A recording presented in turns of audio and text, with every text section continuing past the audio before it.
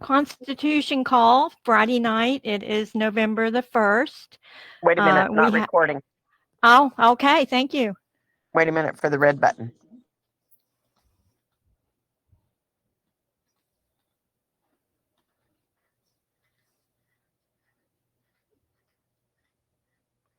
Is it going yet? It is on my end. Yeah, it's going. Okay. Well, good evening, everyone. This is the Constitution call, and welcome. Today is November the 1st, 2024. It's a Friday, and we are ready to get going.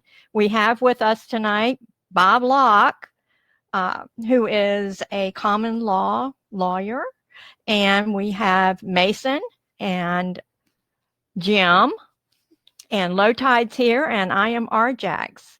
So we will get going. Why don't we start with does Mason, you or either Jim have any new news to give us tonight?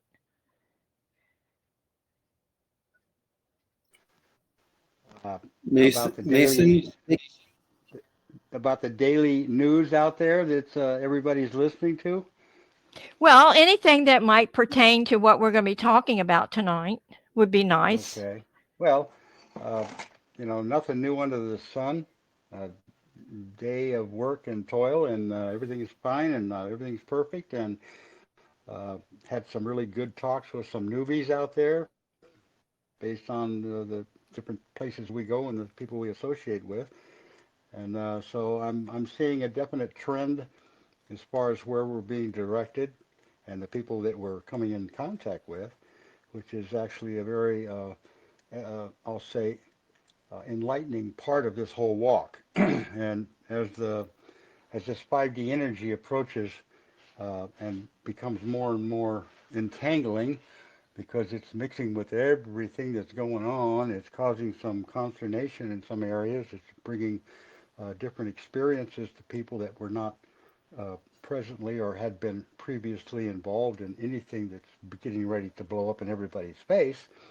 And but oddly enough, there are some people out there, even though they may be not really aware of it, they're at least aware of their own position in this situation. And more and more people are picking up the sound current and having revelations from the light process, and seeing and understanding how this protective cloak of the universe is following them, directly related to the things they've been doing and the stuff they're talking about. And it's really that part of the day is something I enjoy seeing, and it isn't hardly a day goes by that something like this doesn't appear, and the group's continuing to increase as far as consciousness, and of course that increases the frequency into the, I'll say that I don't like group things. This is an individual coming together of a bunch of souls that are looking for truth and getting ready to take part in a grand experience that comes around once in an unknown number of years or times or sequences. And that's what's going on in my life. Well, that sounds wonderful that you got to talk with so many people that are coming around, waking up, experiencing things that they've never experienced before. That's great. Well, Jim, how about you? Do you have anything? Yeah. Oh, yes, I do. Oh, okay. Well, let's get going. Okay, in the Constitution room, I posted a Omega file. This Omega file contains notices to various organizations within Washington's borders. Every assembly across America is doing something very similar to this. We're in the middle of a government and law system change. And so I'm going to touch back on a very old saying, the land of the free has been invoked again. However, do you live in the land of the free, or are you a mere guest here known as a residence. A resident is here under the premise of the Residency Act of 1790. You're a guest providing goods and services to the American people if you are a U.S. citizen. This is being changed out because the very thing that we have all been raised with, known as the government, has been exposed for nothing more than a corporate substitution and fraud against us. The rightful structures that were created by the founding fathers are being restored. This also means our banking is being reconstituted.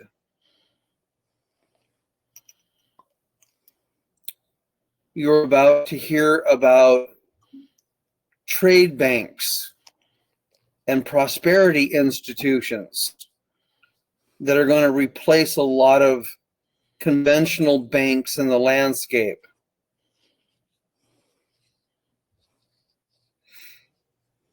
Yesterday, I was informed that the main pillar of this banking realignment is about to conduct a training call for us coordinators.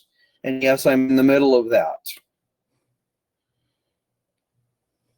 I've talked with Mason about some of the things that were put in place in the 1930s. And the extent of the great theft that was committed against the American people. That is being recollected.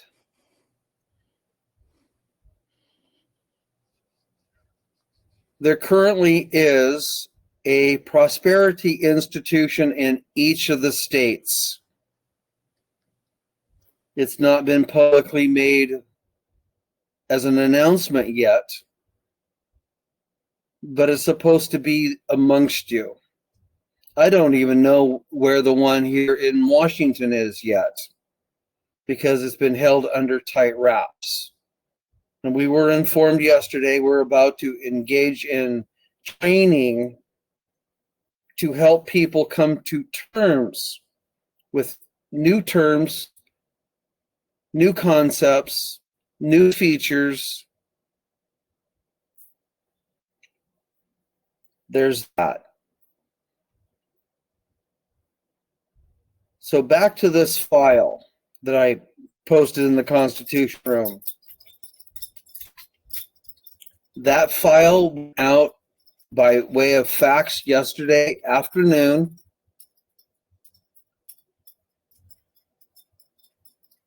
And since every state is in the midst of something very similar to what is inside that file, for anybody who is not seeing in their face results, they don't sit on CNN. That file is a in-your-face piece of evidence presented to you that the change is afoot. I yield.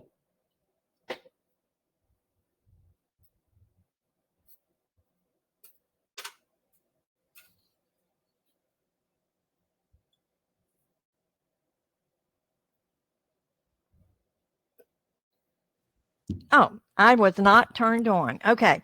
Yeah, you just gave us a ton of information there, but you kind of left us dry. You know, does anybody have any questions about what Jim just presented to us? Anybody?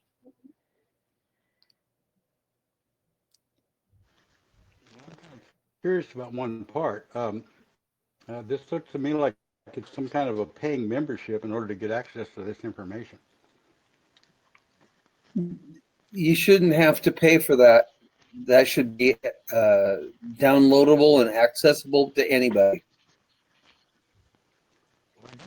And I got this, you need to enter your special code or some other elements, or you need to join and get your special code. So I don't know if I clicked on something that wasn't part of that particular web or that document, but that's what came up after I clicked on it and downloaded that part. So it didn't give me just free access. I had to go through jump through some hoops. And that's my question, if that's what that's about. Because, no, that should be a free.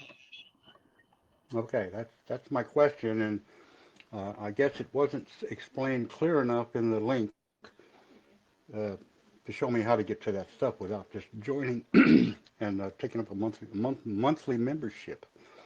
So, well, if there's some setting that needs to be turned on, I'm willing to go in and break that file apart.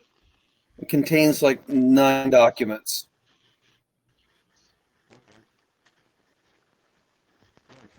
accessible at least to this group. Yeah. Greetings, Bob Locke. Nice to see you present. Can you hear me? Yes, Oh, yeah. you're on. Great. Everybody, this is Bob Locke. We're hoping Sorry, that I he got has in a little bit late. Yeah, that's okay. That's okay. We're glad you're here. Would you like to say good morning?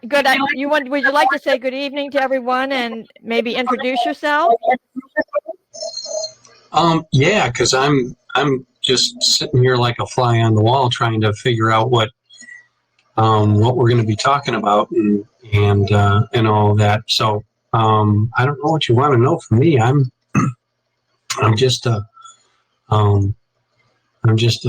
I wish I could say simple country lawyer, but I grew up and blew up in Chicago. Sure. Yeah, and just in a researcher for truth. As I got into, I was taught to research. I was taught, I'm a former prosecutor, and I was a legal and policy advisor in Illinois state government. And then I was started a consulting firm with a group of like-minded people after the passage of the Telecom Act of 1996, and I helped coordinate interconnection agreements among multi-billion-dollar telecom companies who didn't want to cooperate with each other, and then I went into helping people fight collection actions and foreclosure actions and things like that. And now I do some consulting. I rescinded the contract that I had the oath I had mistakenly taken with the corporate government entities in Illinois and the corporate Supreme Court, and now have worked on my own research and researching with people of like mind to try and ferret through and find those aspects of our history that have probably been papered over or ignored by the mainstream and by educational institutions. To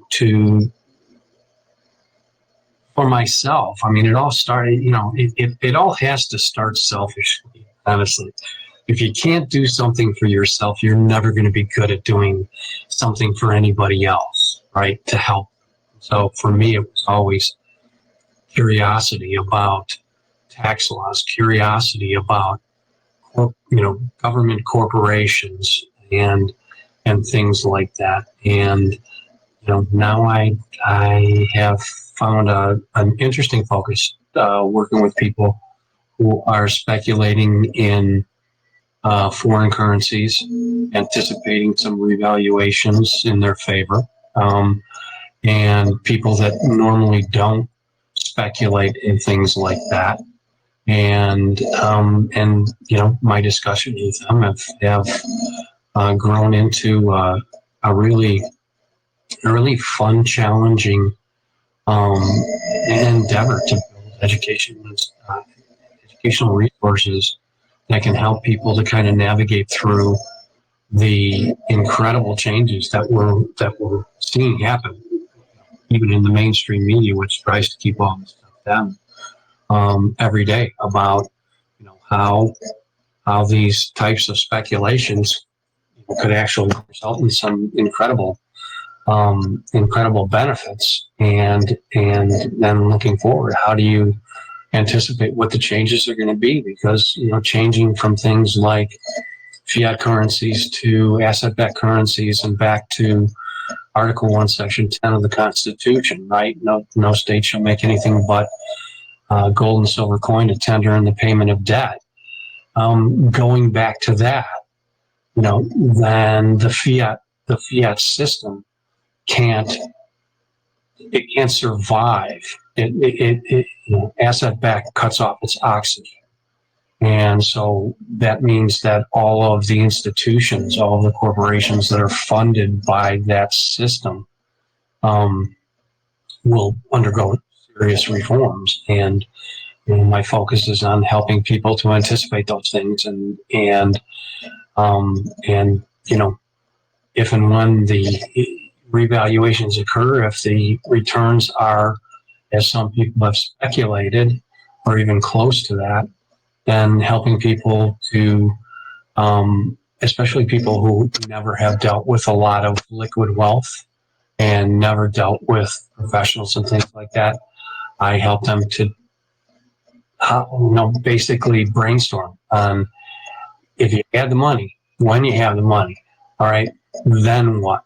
How do you keep yourself from being, that lottery winner who 2 years after they won the lottery, the money's all gone because they just didn't have a plan on how to manage it and how to grow it. So, God, I could go into a lot of other stuff because I've worn a lot of hats. But that's basically a short synopsis of who I am and why I'm here.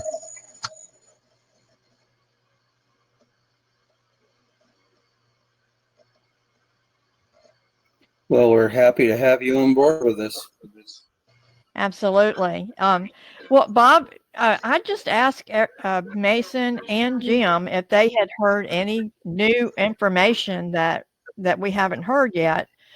Do you have anything like that to share, that new information with all that's going on? I don't have my notes with me, but I was on a very interesting call that I had been anticipating for a couple of weeks. It was one of those things where there were a lot of things going on and a lot of movement taking place, and then all of a sudden it was crickets. And we've all experienced, those of us who have walked down this path, we've experienced that. But the one thing that really, kind of took me aback last night on a call that I was on was basically that the dam's about to burst. All this stuff is moving forward, and there are going to be some monumental changes here, and they were going to be happening very shortly. And I hate to be that opaque because I wasn't given specific time frames, but after hearing crickets and then a kind of urgency that I hadn't heard in quite some time, particularly from people who are very close to the vest in their discussions, it was a good call and had me feeling very positive that even though there are always roadblocks that are thrown up in this process of transition, that they were methodically being overcome, and that we were very close to all these things aligning. And I didn't get a chance to listen to Mark Z's call this morning. I always like that when Michael Cottrell is on, because Michael Cottrell, back from the times of Leo Wanta and, his being pulled in by Reagan to undermine the Russian ruble. These people have walked a path, and they have details that that we were never supposed to hear. The call that I had last night was with some people like that, not those people, some people like that. And so I'm very hopeful, but like anything else, RJ, I just don't, I don't ride that emotional roller coaster. I'm not going to sit there and get up and, what's going on with,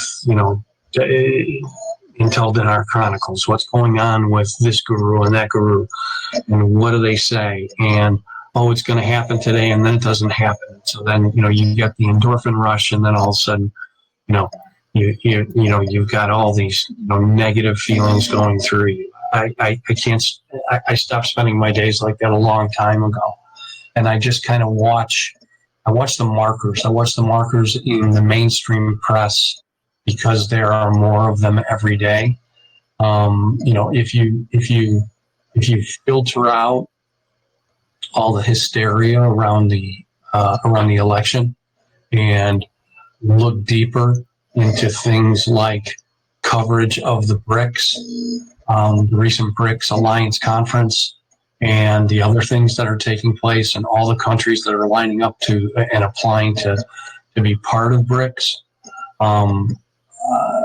You'll see the magnitude of the changes that are taking place with respect to global currency systems.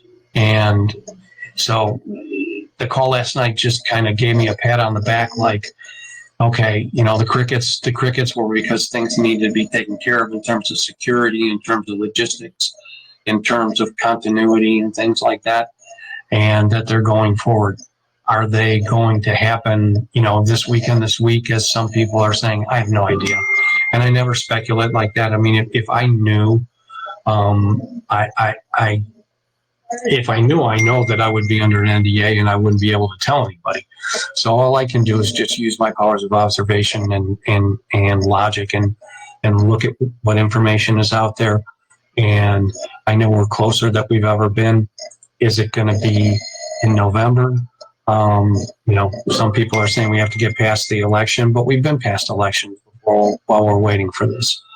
So we wait and see, and we pray, and we get together with like-minded people, like the people on this call and the people in this community, and we build each other up and support each other and share information, and the community grows. And irrespective of what happens and when it happens with respect to the RV, GCR, if you're looking out there at the NESARA, GESARA possibilities, whatever, no matter what happens with any of that stuff, we're building a community, and building in a community in a time of incredible division in this country and around the world.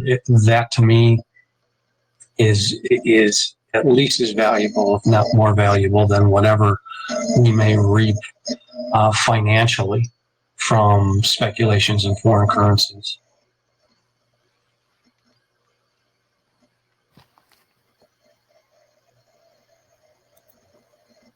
Well, that's great. I wanted to ask Jim something at this point. A couple of weeks ago, I was asking about banks, and I've even asked Bob Locke about the banks and where they stand. And with everything that's happening, do any of you, Bob or Mason or Jim, do you have any information on what's going on with the banks and whether they're going to survive? I have a little bit. This time last year, there was an indication across the credit card processors that they were informed that as of January mid-month that their services were no longer going to be needed. Well, the Federation of States told all the banks they need to restructure themselves to come under the American public law. and come under the prudent man standard. Well, only 8 of them accepted that conversion offer, and 4 of them chose to stand off. Well, we've all heard about Basel III compliance as a liquidity standard. Well, the 4 banks that are in that, I feel, is Wells Fargo is one of those banks that doesn't look too good right now. And then I don't have a specific listing of the 8 banks, but when the switch is hit, everyone will be able to see it. Those that are not Basel III compliant will not survive.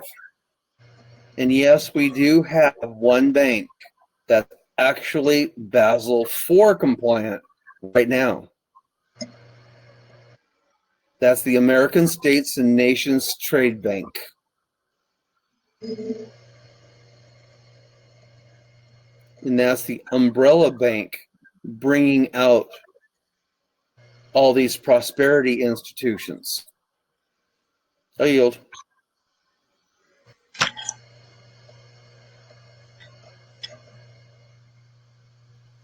Yeah, could you explain what you just said? I'm hearing a lot of feedback on my mic. I hope y'all aren't hearing that. But anyway, could you explain what that last sentence that you said about they're handling the prosperity? Mm-hmm. Yeah, what do you mean by that? Okay, so we all have been raised in an environment of what a bank looks like. It feels like it's hairy, it's got works. This is what a bank looks like. And we have credit unions around us. Well, those credit unions are federally insured because they function on the federal contract side of the existence of banking. In the 1820s, when you walked up to a man or woman and said, do you know what federal is? Everyone knew that was a contract reference. So the federal government at that time was a contract government, a hireling. Well, in the days of Lincoln, coming up into the 1900s, our trade banks, which dealt with living people and solid assets, were gobbled up by the commercial banks and plucked out of the landscape. So the better part of a century, trade banks have been non-existent in the landscape, and people don't know what they are or never seen one. The American States and Nations Trade Bank is basically replacing the Federal Reserve, because the Federal Reserve went bankrupt in 2009.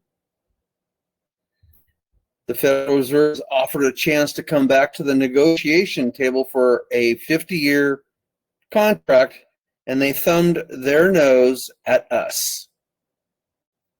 Well, the fiduciary for this happens to be a certain younger lady, and she's been approached by over 200 countries to help them right-size their banking relationships for trade. You see, the realm of commerce is highly controlled and very regulated. But we Americans enjoy an unrestricted, internationally recognized right of free trade. The workman is worthy of their hire. You're worthy of the fruits of your labors and your intellectual creativity. That has all been mishandled behind our back for so long. No one collectively knows that starting around 1860, there were labor bonds taken out on every one of our ancestors up to and including us. Those labor bonds are being collected for our future benefit as a result of labor bonds and the finance of a 10-year bond under Social Security and many other instruments. We are owed so much. And it's being handled under a program called GIFts for short. And here shortly, you'll hear about this program.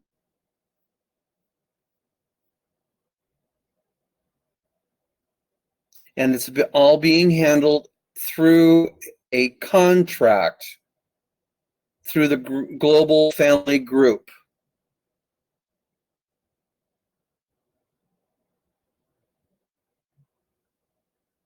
Many of you are hearing about having to file paperwork to correct your status.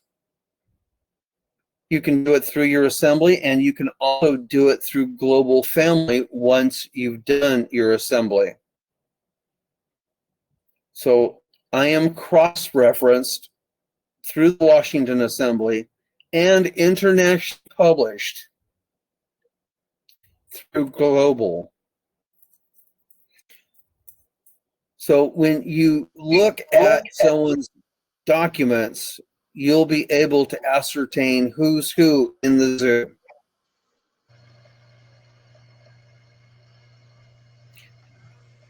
Hey, Jim. Can I Yes. ask a question? I haven't had a chance to ask this of Anna. Somebody sent me a link to, I think it was a Rumble post from a woman who was a former retired colonel in the Air Force who was assembling, filling offices of different states. And it didn't surprise me that, but I wondered, where the relationship was, where a comparison of the focus of the American States Assembly. You know who I'm talking about? I don't remember her name. She was a doctor, and she was talking about efforts to fill, and it's basically follow-ons to Tim Turner, when Tim Turner was going and doing his, diving into his research and challenging corporate government entities and trying to expose, real history, the history of our country that has been kept from us. And I don't know if you know anything about that, and if they're interrelated, if they're, operating on different tracks, and because to me, I found Anna von Reitz. Somebody forwarded me one of her books, and I was going through it at a time when I was doing intensive research about the history of our government, the real history of our government, and all the things that had been suppressed. And I found documents that I had been looking for 10 years, referenced in her book, and then, using the sites that she gave, track them down.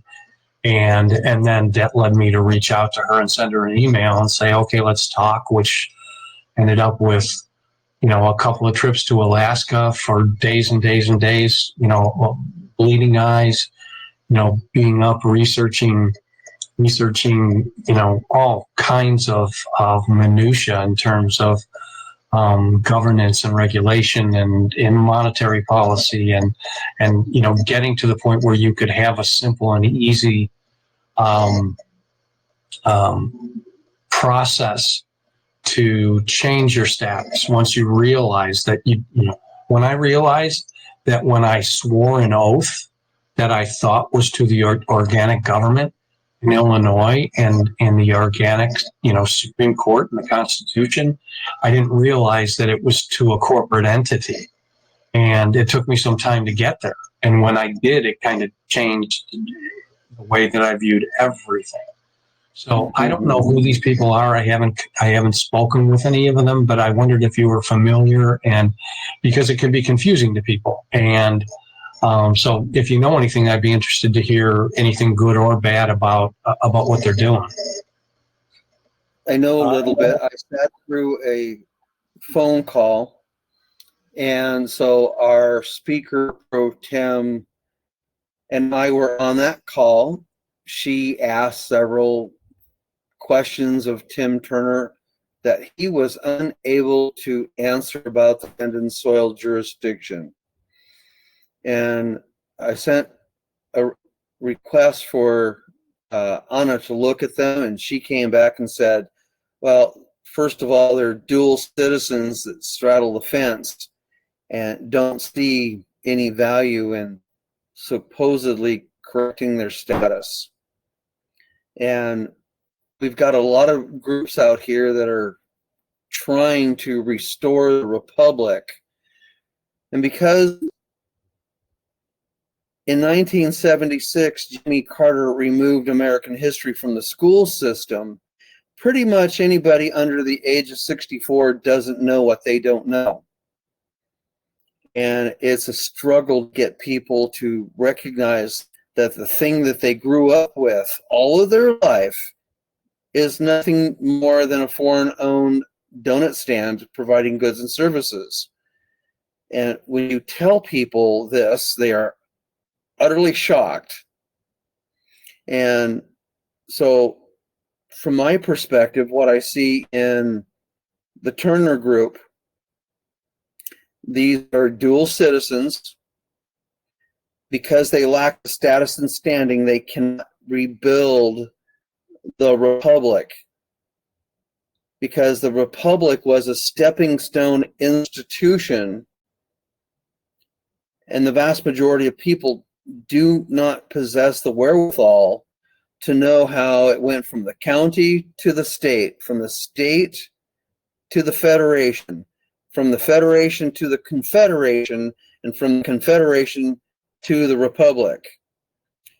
The Confederation and the Republic were laid aside under Lincoln, and then the British masqueraded an entity out of Edinburgh, Scotland, called the United States of America, Inc., and stepped in that gap to represent the the supposedly missing component of the contract. So when you tell people that this organization or that organization, they don't have the status and standing. The U.S. Supreme Court keeps saying status standing. Well, what does that mean? It's in context. Always. Yeah, it's capacity. Okay, so the capacity what? Stand on which side of the contract? Well, what capacity are you operating in? At the end of the day, are you because when you say straddling the fence, all right, then right there, you're speaking with a forked tongue. You can't be one and the other, right? And it's like no matter how hard they find it, try to hide it. And they do make it hard. They make it hard to find it. You think about things like the original 13th Amendment, which was one of the, main but undiscussed causes of the War of 1812, which resulted in a huge loss of historical documents that underpinned the original republic as it was envisioned, right? And it's one of those things where we've all been kind of fairy dusted into this Cinderella story of, okay, we beat King George and then the British ran away and then everything was wonderful. Well, no, there were tons of Tories that remained in this country, and they worked to undermine the growth and establishment of the republic form of government, right? Constitutional republic form of government. And they still are. You look at what it couldn't be any more apparent than what's going on in this election cycle, and we're hundreds of years from when that original event happened. It's always been there, and that's why was it Jefferson who said Franklin said it's a republic if you can keep it, but then I think it was Jefferson who said we're always one generation away from going back to some kind of tyrannical, totalitarian, governance system where we're all just slaves, having to react to whatever the latest inane law is passed, right? Mm-hmm. I agree with you. And it's been said that what the founding fathers gave us is only workable for an upright, free, and moral, educated people. Well, that whole thing has been undermined. Yeah, and it's interesting too, Jim, because you look at it and they're talking a lot about education in this country, and I think Department of Education was formed in 1960. Absolutely no constitutional basis for it, and at that point, I think we were, whatever the metrics were at that time, we were rated like, first, second, fourth in the world in terms of our educational system, and viewing our educational system in terms of how they prepare our students for the workplace and for advancing commerce and advancing industry and entrepreneurialism, things like that. And now today, I think we're like 25th or 28th. And I'm surprised we're that high. Yeah, and it always as I got further into my research, I started looking at what I studied in law school, and more important than that, what I never studied in law school, and of the things that you were required, like you had to take constitutional law, but constitutional law was so watered down that and all you wanted to do is just get through it. I just want to pass it, right? It's a requirement, and of course I know what the Constitution is because I've been talking about it since I was in grade school, but in actuality I wasn't. And I'll tell you anecdotally, Jim, you'll find this interesting. I was doing some research and I was looking at the Federal Reserve tax issues, the law library in Cook County at the Daly Center, downtown Chicago. And it's a beautiful library. It's up on the top floors of courthouse and looks out at the entire city, 360-degree views of the city of Chicago. It's really a pretty place to go and study. And I asked one of the librarians where the statutes at large are. And for people who are listening and don't understand, you've got statutes that are out there, codes and things like that, reference to them. They're always the first thing that they reference. But, the ultimate evidence of a law, a lawful law having been enacted, does it appear in the statutes at large? And that shows you that they were following the proper procedures, and most don't. And so I asked where the statutes at large were, because I was looking for this one particular, I don't know, it was Title 18, Title 26, something, and maybe Title 16 of the Federal Reserve. And so the guy said, oh, I've got to take you back here. And so it wasn't out like in the main reading room, which is where you would expect the law of the land to be, right on display and easily accessible to anybody who wants to go into the law library. He took me back into the stacks. You had to ask permission to get back in there. And then we walked back and back and back 10, 12, 15 rows of books, 20-foot high ceilings. And we go to this one row, and we take a left, and he's like, yeah, they're right there. And there's a bunch of boxes stacked up in the row, and they're like, down in the row, in shelves, all dusty. And he's like, do you need anything else? I said, no, can I hang here and go through this stuff? He said, yeah. And okay, so when I want to see the law of the land, I want to see the statutes at large. They're not out where the codes, all right, and the federal statutes are.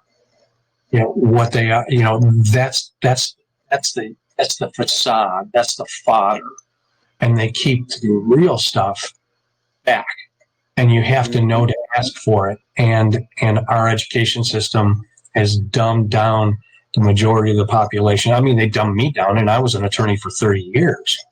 And I had to really dig, and it was only because I just got a bee in my bonnet and was frustrated with how little information I could get about these really, really important issues, and so that to me is why the things that are being done with the global prosperity, but more importantly, what the things that are being done with respect to the state assemblies and the educational information that's available there for people to understand that, you're not what you're operating in different capacities and you don't know it.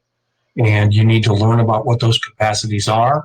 And then you need to learn, you need to determine for yourself which capacity are you comfortable operating in. There were plenty of people. I want to say there were only 3% of the people that were ever involved in the Revolutionary War against Great Britain. 97% were sitting on the sidelines, maybe providing some support, and there were plenty that were supporting Great Britain.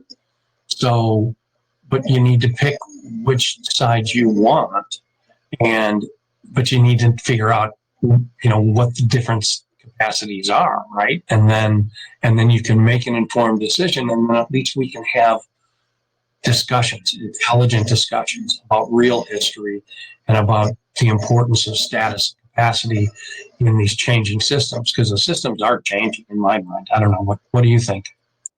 Oh, they're definitely changing. So when I have a conversation with groups of people, I approach it like this. Unbeknownst to you, you've been put through the cattle chute, and your spoon-fed vocabulary puts you in the middle of this slave chute.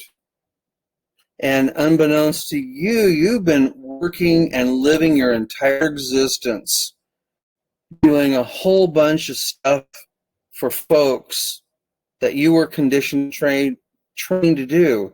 So you have been butcher, baker, candlestick maker, chief cook, bottle washer, baler, bailee, donor, donee, trustor, trustee, private banker, and you may have even been a warrant officer in the Merchant Marines of the Queen of England.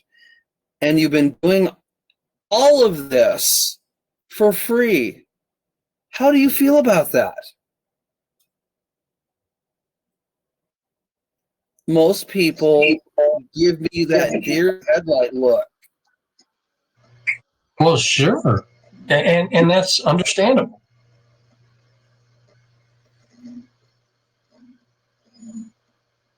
we've been so taken advantage of that when it comes to the light of day of most people's comprehension, they get this stunned silence. But this whole thing that we're going through is about realizing you're being given the opportunity to self-govern yourself, to be self-responsible, and the opportunity to actually be the adult in the room. And that's actually quite scary for a lot of folks. Well, yeah, because they've been conditioned to be subservient. So when they learn that this nanny state condition is going bye-bye, it's scary.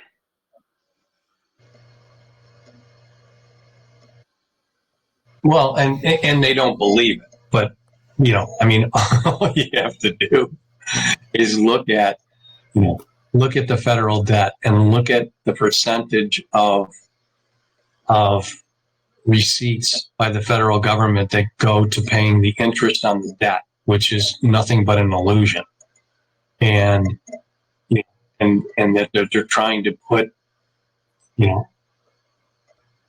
anyone ignorant enough to not contest, which is the majority of people, because they've been schooled not to understand, put them on the hook. I mean, I remember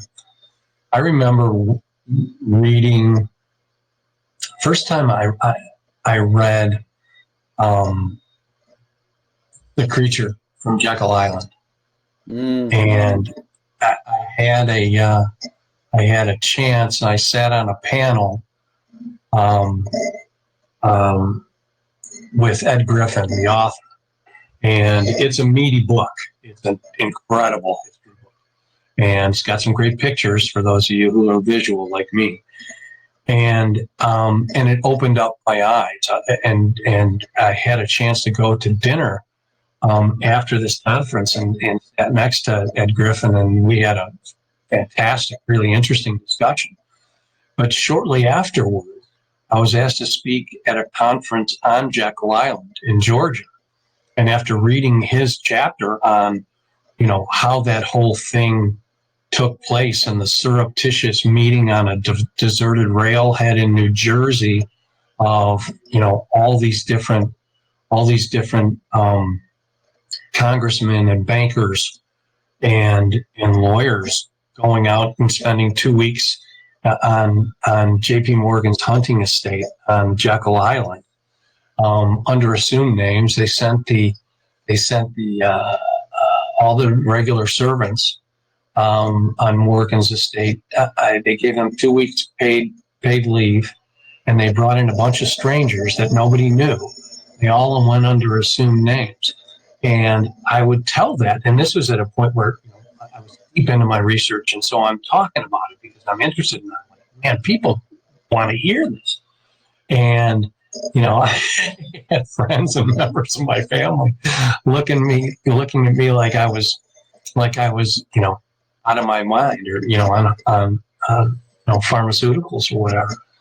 And I went to Jekyll Island for this conference, and I went over to what's now the Jekyll Island Hotel, which was J.P. Morgan's mansion. And I saw this, the J.P. Morgan room, and it was locked. So I went over to the concierge and I said, "Is there any way that I can go in there?" Because that was where they did a lot of the work on drafting the Federal Reserve Act in 1913.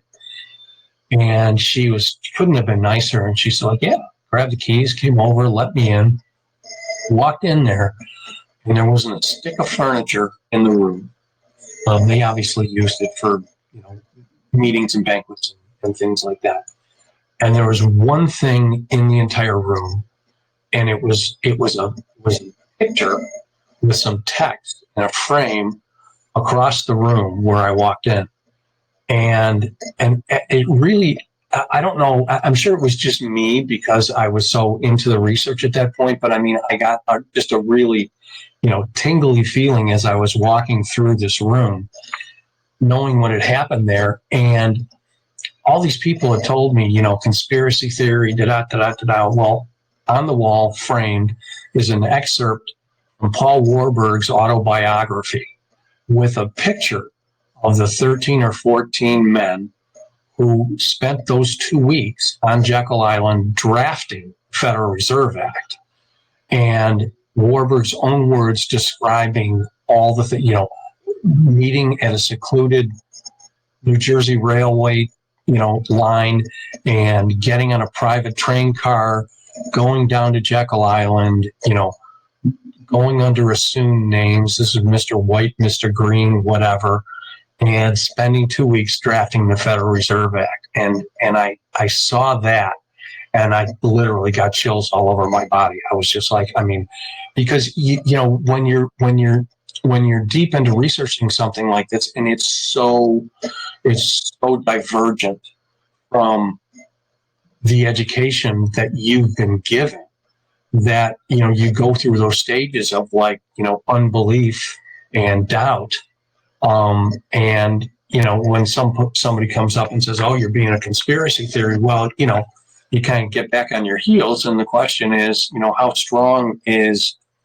that that energy inside you to keep on going? Or most people just give up. I must be nuts, and this must not be true. And when I saw it from Paul Warburg's own autobiography, which I didn't even know existed at that point, it was just like, everything was off after that, and I've never looked back. And I'm really, really heartened by the speed at which things are changing right now. The systems the foundations of the systems and the reform of the systems are actually being put together behind the scenes. And what you're talking about and what you're working on is just one aspect of it. And it's an exciting time. It's going to be very tumultuous. And I'm just happy to see, because the alternative is Orwellian. It's 1,000 years of hell. Oh yeah. Mason, I'd like for you to come in and make a comment too, if you'd like, because I know you've been through a lot of what Bob is talking about and what Jim is talking about. So please jump in if you have any comments. I was ready. Oh boy. Uh, First of all, I'm pretty sure that most of the people on this call either have recall or consider the possibility that they've been here before. And some of the events that each of us may have already experienced during this lifetime, we've gotten certain insights, chilling moments, unbelievable reaction or responses to things we see or read or events that we've been told about. And I know for a fact for myself that this is 100%.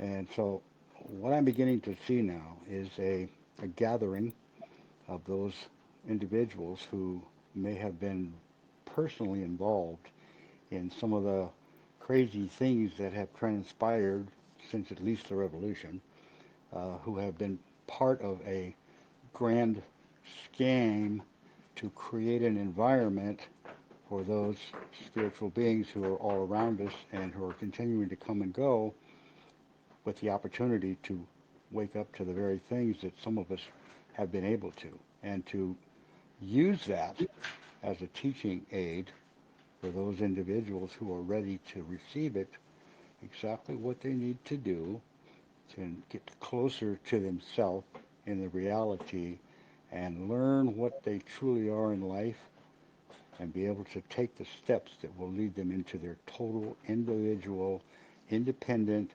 self-responsible condition that we all are either looking for or are in. So this is not some little half-hearted group gathering for a chit-chat and a talk about history. This is about bringing together those beings who originally involved in all of this from a very high high level of spiritual awareness. So I'm just I'm glad to be a part of this thing, and we'll just see how much we can get done in such a short period of time, based on all the information that's floating around out there.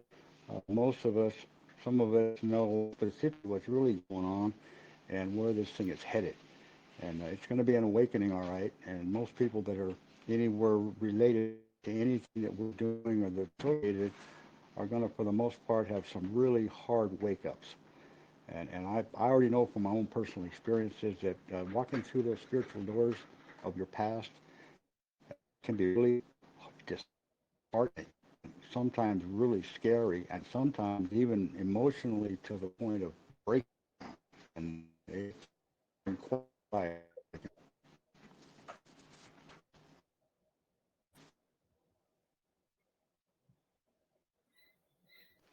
I yield. I agree with you, Macy. Yeah, I did too. Well, y'all can continue the conversation. You don't have to stop. I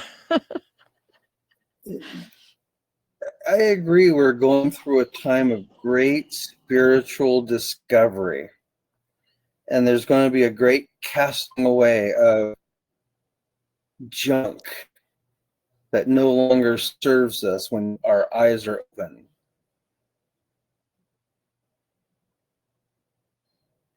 It's just going to be an amazing time. And the only thing I can say is it's going to be consistent change. Change in, change out. Change above, change below. To the left and to the right. Just don't be shocked with it.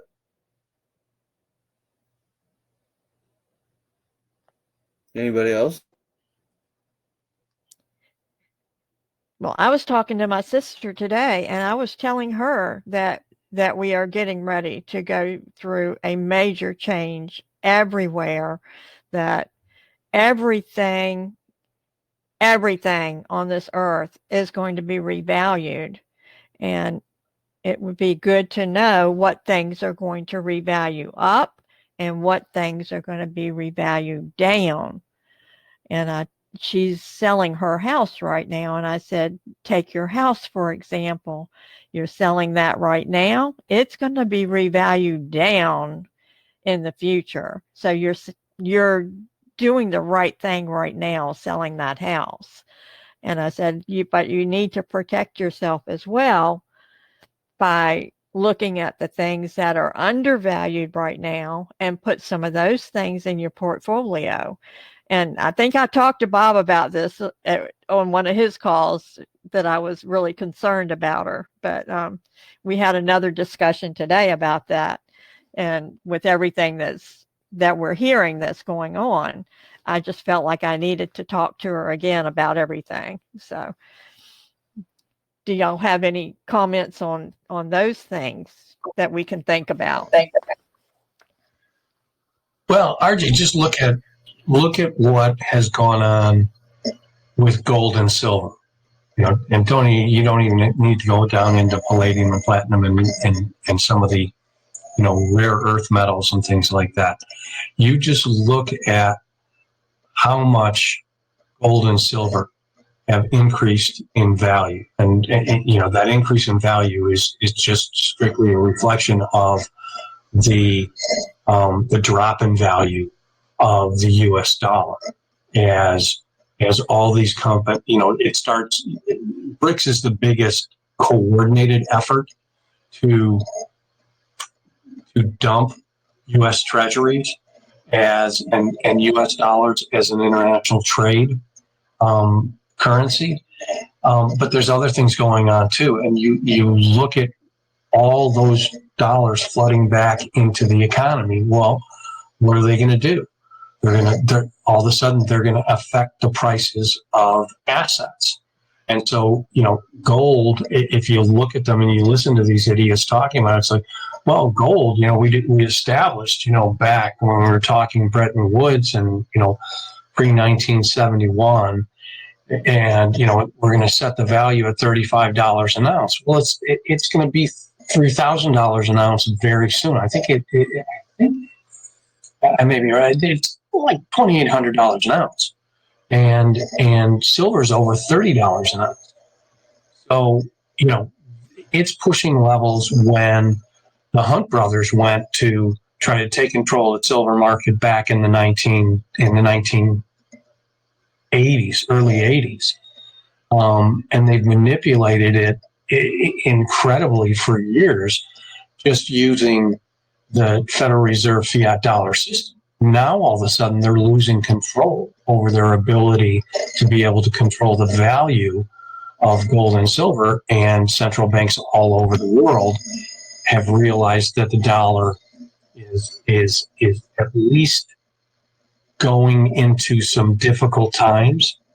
And so they're hedging their bets, and the amount of central bank buying of gold and silver and other precious metals, and looking at asset-backed alternatives to the dollar as an international trade currency, they bespeak significant changes that regular people, you're not going to hear from most of your advisors unless they really have your interest in it. So I appreciate the way that you stay in touch with your sister on that stuff, because she's at a time where she's making some changes, and a little diversification never hurts. Yeah, you're absolutely right. And I have been staying in touch with her and trying to, talk her into purchasing some gold and some silver.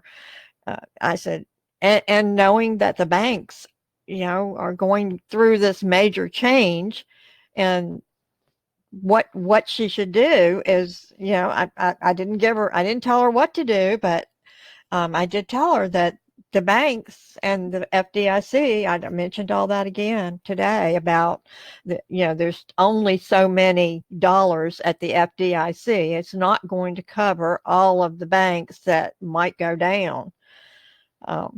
So I'm trying to get her to move her money out of the banks and maybe into gold and silver, and just keep it exactly what she has to have. Some of those kind of things. I don't know what y'all are doing, but I'm doing the very same thing. I'm trying to get my money out of the bank and into some assets that might go up in the near future. Bob, would it be appropriate to ask some trust questions within the group of you? Oh, sure. Sure. Yeah, happy to. Well, you're always busy when I've heard you on other people's calls and stuff. And I've just had a question about my trust setup. I have a trust that was set up by Jim George from Tennessee, and it's an irrevocable trust. And I've heard you talk about religious charitable trust, and I wanted to find out, is there a certain structure where I can use that religious charitable trust on top of my irrevocable trust that holds my currencies, and then the trusts that are downline that hold my properties and my automobiles and such as that? Am I clear enough, or am I confusing? No, I think I know where you're going. I mean, and the optimal structure when you're talking about multiple assets, because the most important thing to me is you're talking about, I've got separate trust set up for certain assets. The classic example of, in terms of reducing liability, is the whole Teddy Kennedy Chappaquiddick thing, where the Kopechne family sued Teddy Kennedy. Well, Teddy didn't own anything, and the only thing that they could get was the waterlogged car that their daughter died in, and the Kennedys made them a generous financial settlement in order to keep them out of the press and make the story go away. But insulating oneself from liability is to me,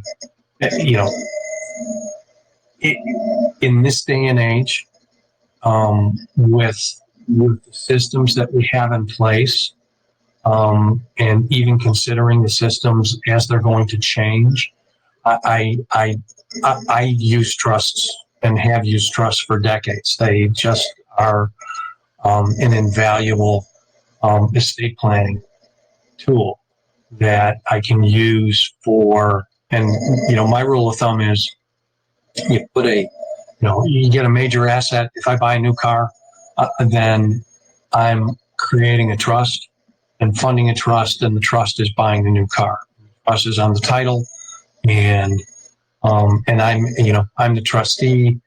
I may be the caretaker for that asset for the trust, but that car is not mine, and I'm not on the title. Now, charitable religious trusts are something that I have dealt with in the past, and I have worked with people to help them create their own charitable religious trusts. I do it very, very sparingly because it is not a trust that an average person, especially someone who's never dealt with things like trusts or foundations or things like that, they're not something that they're equipped to be able to defend in 99% of the cases. So they're valid.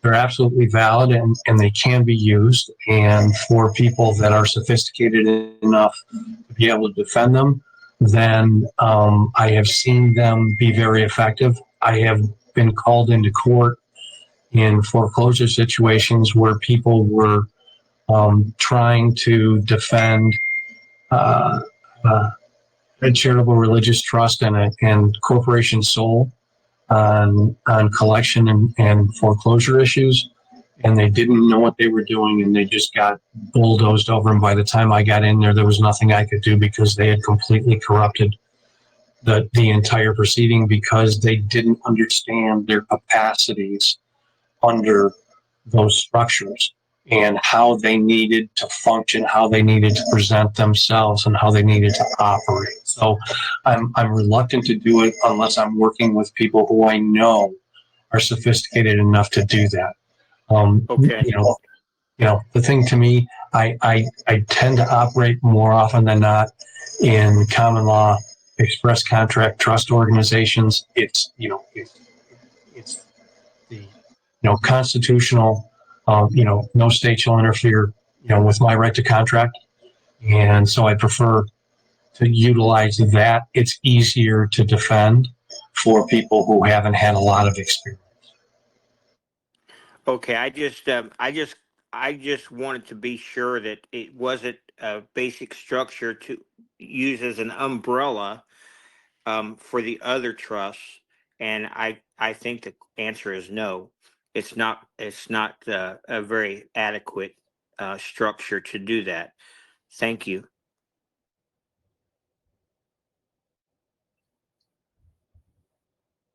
Well, does anybody else have any questions? I'm glad that Lowtide spoke up. Is there anyone else here that has any questions for Bob or Mason or for Jim? I just wanted to mention something.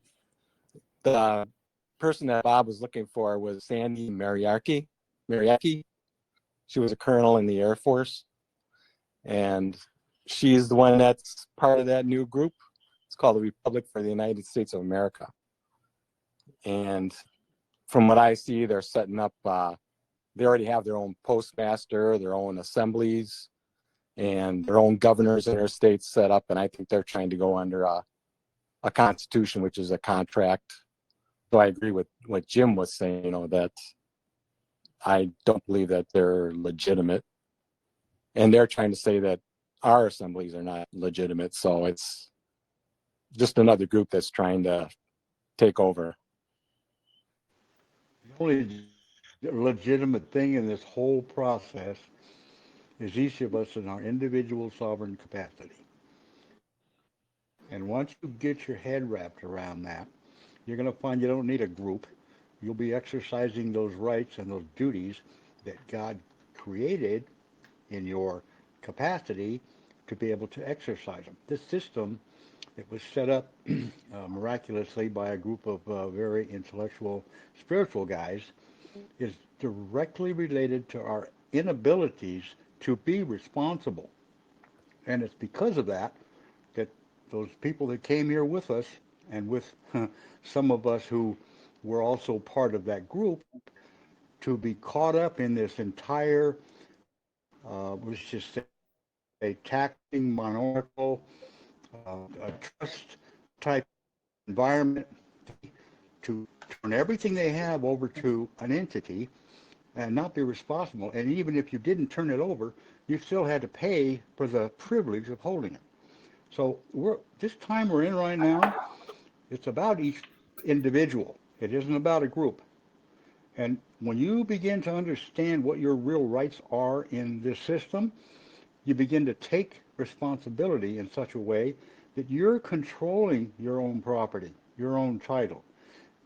And that's what this exercise is all about. And it's for those who are ready to step up to the plate and do that are going to be the examples for the ones to follow.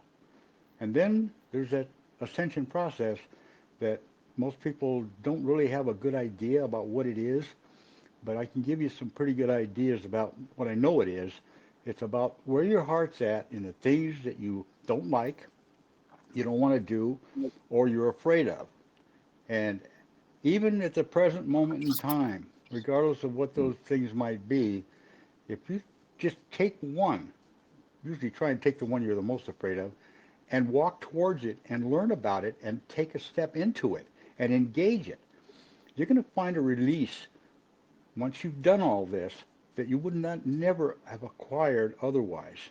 And you're actually, as you do these little lessons that life is all about, you're going to find that there's a ring of protection that begins to develop around you that is nothing can touch you once you start assisting the universe in the awakening of those other souls who are ready to hear and see the truth and have some knowledge about what to do to come to the same level you're reaching.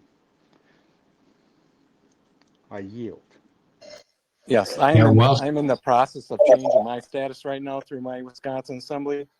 And the way I look at it, this other group is telling you, well, wait for Trump because he's going to change everybody's status for them. Well, I'm leaving it up to me to do it. I'm not leaving it up to anybody else to do it for me because who knows what that group is going to be. On the right page. I don't care if you got to make your own ID. I don't care if you got to put your own plate on your car.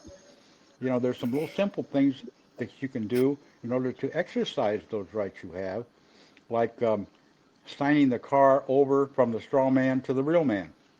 That's a sales document that you get when you get a renewal notice.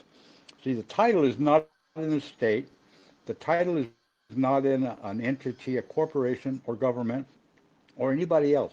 If you're the possessor of that vehicle and you're part of the sovereignty of this nation, which happened at the revolution, whether people want to deal with that or not, you have the ability, the power, and the right to identify yourself and your vehicles and to take charge of your own responsibilities. And when you start doing that, you know, I drove around for many years with either no plates or a plate upside down with no tags on it, or my own personal plate that I made, and I couldn't get a cop to stop me.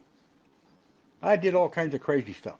So, you know, it's about a state of mind, it's a consciousness, and if you're willing to step into an area where most people are just going, oh my God, you can't do that, you're going to get arrested and thrown in jail, and you know, I'm sorry guys, you just don't understand the principle. You got this protection around you, and it grows with you.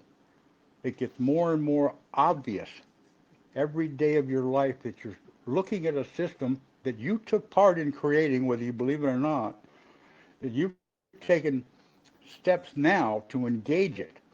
And the universe is looking at you and saying, oh, yeah, here it is. He's finally stepped up to the plate.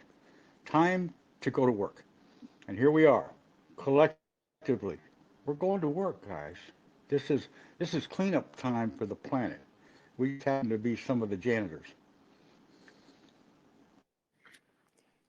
Well, I think one big relief is that I don't care as much anymore about whether Trump or Harris is going to win, because all they're going to do is be in charge of a corporation.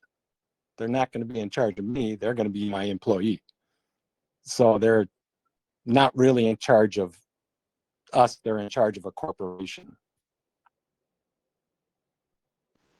Corporation is dead by the way. Well, and if you look at it, and this is where people that are new to all this, the understandable deer in the headlights reaction that they get when hearing, what you both just said. I mean, understanding that the basics, right? The things that we used to, kids used to learn in civics class, right? You have inalienable rights from God, all right? Congress can't alter those rights. It's not their prerogative. Rights don't come in degrees, okay?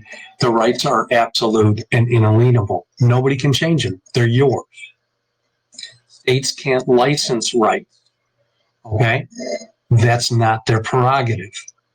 But they can sucker you into contracting to diminishment of those rights through accepting benefits and privileges and things that they hold out to you.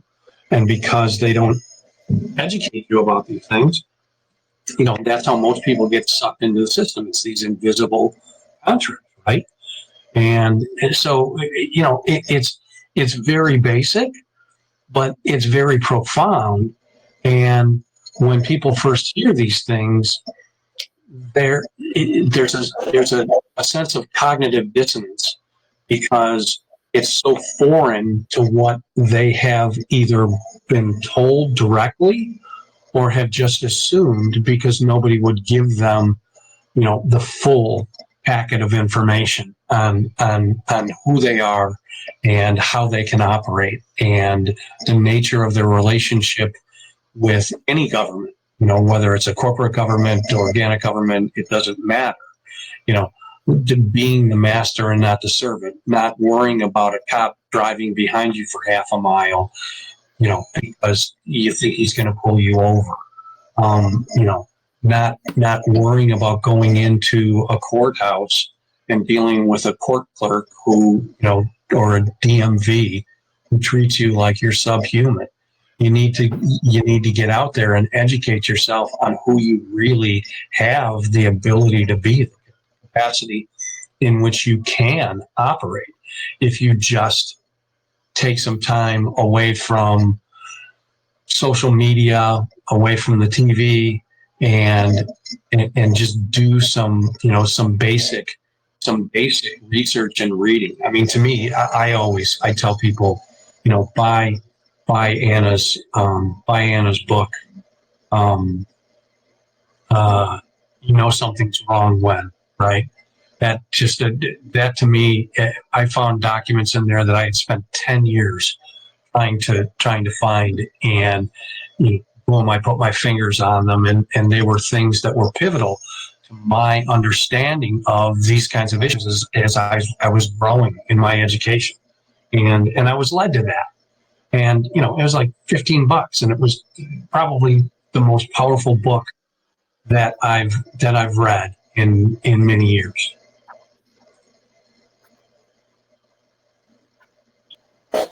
Comments. Back in the day of one of my first traffic citations, driving without a license, I went through the lower courts and went to the Supreme Court at least a half a dozen times during that one day. Something interesting happened in that time. It showed me just how deeply corrupt the system really is. I brought up a case under the 12500 statutes of Deering's Codes Annotated that was all about driving without a license. And I used that case and I put it in one of my pleadings, if you want to call them that, at the time. And the court they looked at that and went, oh my goodness. And what it was is the case was all about you're only subject to licensing if you're driving a taxi or if you're affecting the public in some commercial capacity. You're making money, profit, and gain off the public at large. And this case said, yeah, that's true. If you're driving a taxi cab, you're subject to all that, but the private side is not. Well, that case went all the way to the top, all the way to U.S. Supreme Court, at least 3 different times under different types of motions that I was filing at the time, not really understanding the writ process. And finally, the judge gave me an offer I couldn't refuse. And so about a month or so later, a good friend of mine who was also looking at all the driving without a license stuff, and we happened to have an occasion to go over to the library and said, yeah, I want to show you something. So we went over to Deering's 12500 section, opened it up, and guess what? They took the entire code, the Deering's code annotated, and changed it to get rid of that one citation. Amazing. But this is the shenanigans and the chicanery that these people are capable of because they controlled everything. So you're dealing with something that you may have taken part in some previous time that you're now getting to experience around full circle and are given the opportunity to stand up to it and move into this next whole frequency that's overcoming us. It's not something that may be floating around with no evidence of it. It's there, and it's going to bite everybody at the right moment. I yield.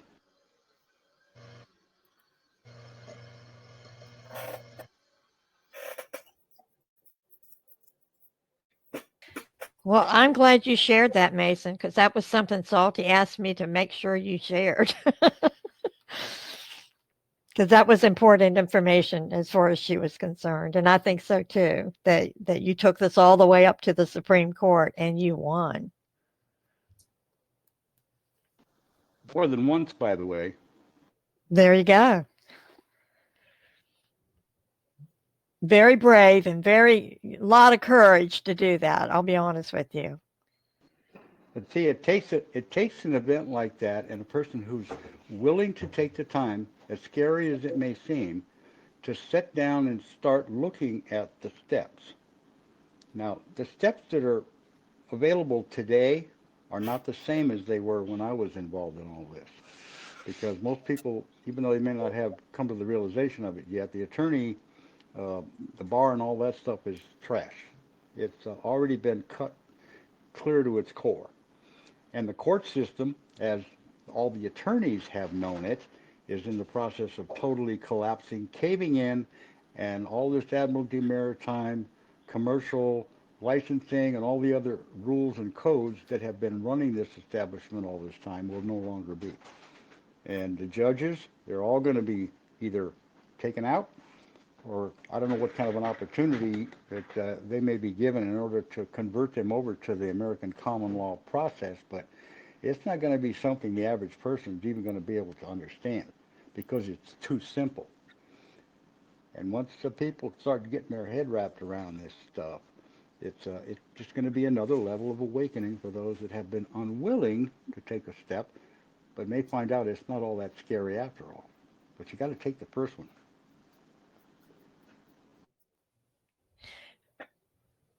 One of the things that comes to my mind is I remember back when Obama was elected, and so many people were trying to take him to court as being an illegal, being elected illegally, and even running it illegally, and so many people tried and tried, but they were always told they did not have standing. And it seems to me, what could you explain all of that? Because I know I understand it a little bit better now than I did it back when it was happening. But I think that's I'll give you something an that idea. people need to know. I'll give you an idea. Standing is based on your status in the system. And as many times as I've talked about this, there's Article 3 and Article 4 of our Constitution identifies who has standing in the courts. And there's a list, but it generally only encompasses state citizens, and it says it many times in there, or a foreign citizen, somebody from another country, the state, of course. And the point is that the Supreme Court has in Article 3 jurisdiction, original jurisdiction, where a state's a party. It doesn't say may be a party or has to be sued by some specific entity. It says a party. So technically, anybody could bring a suit against a state in that court. But if they don't have the standing to start with, they're not going to be in that courtroom. So the standing part has been, from its inception, very clear. And that amendment, that Article 3 of the Constitution, it's never been messed with. But the Supreme Court's made some rulings along the way that convolute that section. They didn't amend it, they just convoluted it. And there's been several writs that have been removed, which were not constitutionally done. They were just an act of the legislature, and it wasn't done in an act that would create a law that everybody would understand, yeah, this thing was not correct, it'd been changed for a reason, and here's the reason. And I'll give you an example. Writ of error is a good one. When I was involved with the IRS during my first big run at the system, there was an issue involving subpoena duces tecum against the U.S. Attorney General's office.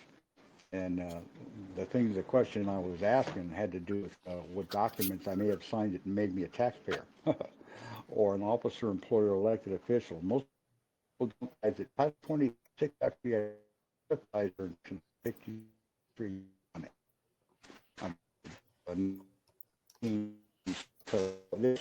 If you're an officer, employer, or elected official of the United States of Colombia, and that includes anybody that's somebody they've all agreed to be either an officer, employer, elected official, or the other category, which is on the 1040s, which is a citizen of the U.S., citizen of the United States. It says it plain and simple, one of the first things you sign. So as this system to move with respect to certain individuals filing certain very incriminating documents that would expose the nature of who and what they are, what they're doing, that issue of the writ of error came up. And I did it. I served it on the Attorney General. Even went to the President's office, and it was served, of course, at the Supreme Court. And the clerk of the court, not a judge, sent a petition for writ of error and said, sorry, Congress has abolished this writ. And I'm like, really? So I picked up the phone, I called the clerk, I said, can you give me the legislative statute or the verbiage and where it's located, where the Supreme Court actually overturned that, or was overturned by the federal board or the House of Representatives of the Congress. You show me that? And so she sent me a copy of the House, the record. And it didn't say anything about eliminating. All they did was they gave Congress, not Congress, but they gave the courts the power to decide whether all the elements of the writ of error was in place in order to operate under that writ. Well, that didn't say it was abolished. It gave the court the ability to decide if all the breach met. It had to be it had to be dealing with the right involving life, delivery, or property, because that's what the writ of error is for. That's the highest common writ or sin, and it wasn't a permissive writ. It said mandate to hear the case once any of those issues before that court. And I'm saying there the whole thing, man, these people, they're lawless. They don't even go by the rules, basic rules of changing something or eliminating something that our system, most of the early cases in our history, all have writ of error. because they were brought by a state citizen. If you follow this thing very, you're going to find out that term is primary jurisdictional issue standing rules courts. It's the first thing they ask. So it's not complicated. There's a lot of history on the subjects, and the information is available for anybody that wants to do their own research on it. And it's all a matter of public record. It ain't stuff that's hidden. You just got to know what to look for. Ask the right questions. Go in there and jump on the librarian and get your nose in her business or his business. You know, ask them where the original statutes, for instance. I've been looking for the missing 83 pages of the Nevada first statutes at large. And they all looking at me like, oh, we don't know where they're at. You know, you what? You know, and there's some crazy stuff going on around the government right now, and more and more people are going to be finding out how goofy this whole thing has been. And it's been one big circus, I'll tell you. So, wake up, folks. Yep, that's right. We all need to wake up. We need to wake up to what's been going on and figure out how to change it. And I think that things are changing, definitely. You got to be part of the changing, though. You can't let somebody do it for you.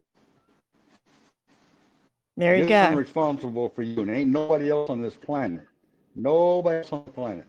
And the minute you realize you have a right to do something, if you don't move towards the entity that's telling you don't, then you're missing this boat. That's just how this works. So don't be afraid. Take a step in the direction you know you should go. Address the things that you've been told you can't do because for whatever reason. But they gave you the wrong status. They put you in a commercial capacity.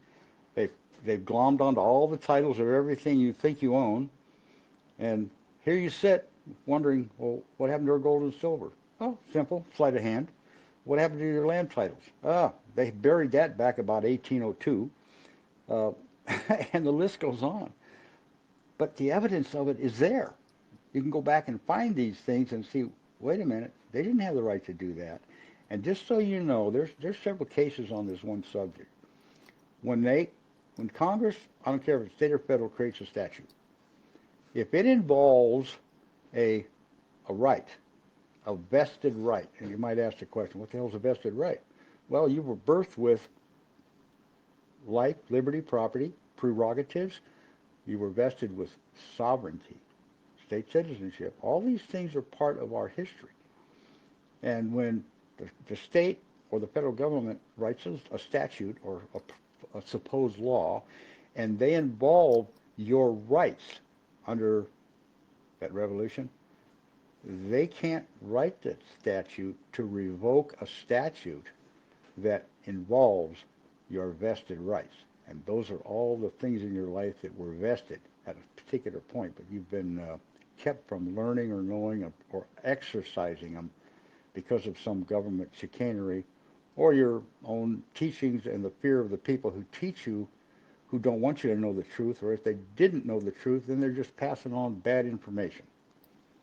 So don't believe anything you heard until you put your eyes on the documents and you know them to be valid, and you know that they came out of an authority and they follow a particular section of the Constitution that is created to give Congress specific rights, and they're not rights for them, they're duties. And so they give them power to do things to regulate. What are they regulating in that thing? Commerce. It's commerce affecting the public. The whole document is just about that. That's why the founders wrote it, to protect the private side. And that's what that document's for. They didn't do a whole lot of talk about their private stuff. You got to go into some of the Supreme Courts to find that. So.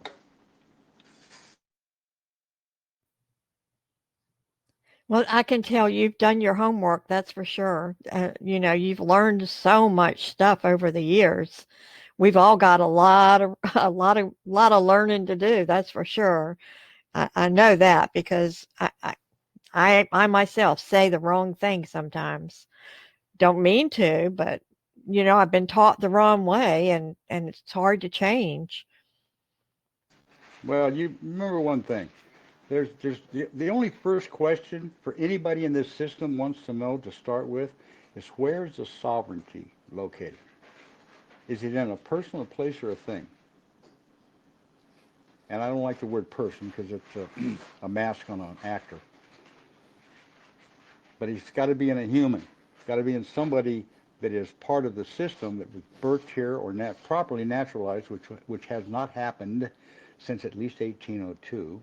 That's another whole area of what's messed up here. And we got a bunch of people that are, even though they may be, we'll say, constitutionally qualified to be citizens, they didn't go through this process that would give them the status according to law. They did it to give them a status that was regulated commercial creation of a demonic force, and that's that U.S. citizen thing. And the statute books are very clear on this too, if you take the time to look. First, Second, and Third Congress has got the First Naturalization Acts, and there's a couple of cases. Ex parte Frank Knowles is one that will explain exactly what the system is, what it's done, and what the people are, and what Congress doesn't have the power to do, which is to naturalize. They only had the power to create a rule. That was it.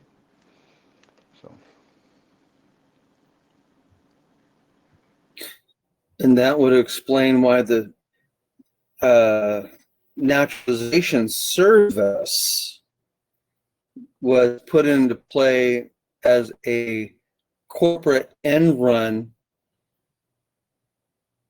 and why so many people on green cards have been left hanging for decades and keeping them in that limbo state as a taxpayer of some form.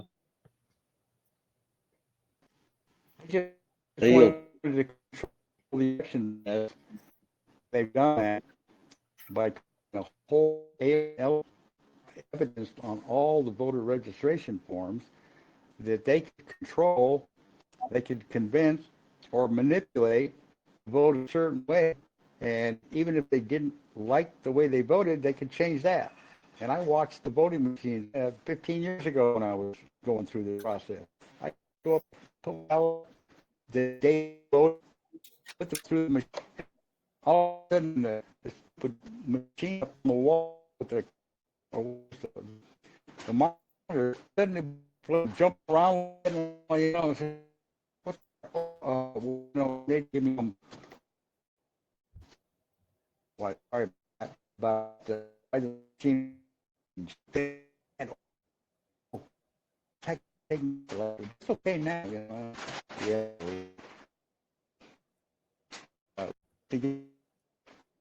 I throw all share.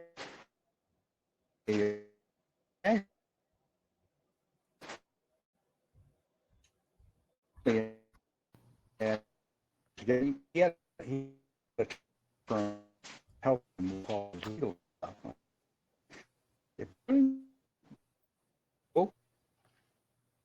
If whole proper Mason, you're breaking up pretty bad. I'm having a hard time understanding. Is anybody else here not here understanding what Mason's saying? No, he's been breaking up. He's breaking up. Yeah.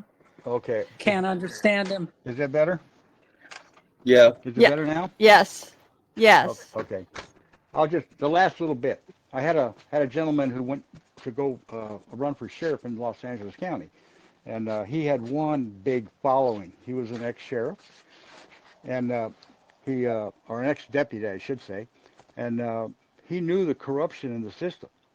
And so, you know, election day came, and I had already learned how to fix that election registration, and so I put everything in according to the way our system was intended to be, with the freeholder, the state citizenship, all that stuff. And so I voted, and the day of the election, I'm looking up at the monitor on the wall when I put my ballot in there, and the thing went goofy. And I looked at the person in charge there, and I said, "What's with the voting machine?" And they said, "Oh, well, we just had some maintenance work on it. It's okay. It's fine." I said, "Well, give me my receipt as it shows who I voted for." So they gave me that.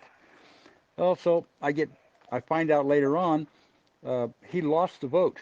He lost the election, and he came into the shop there where I was hanging out, and I said, "So what are you going to do about this?"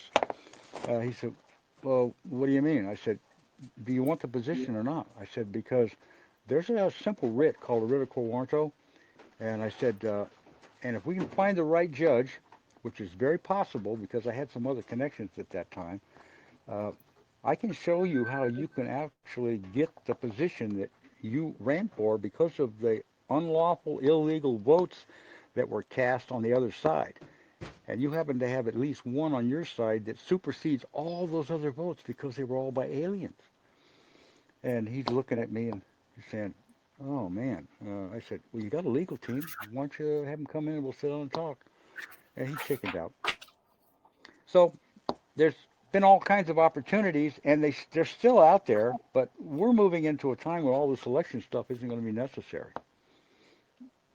and I just say that flat out.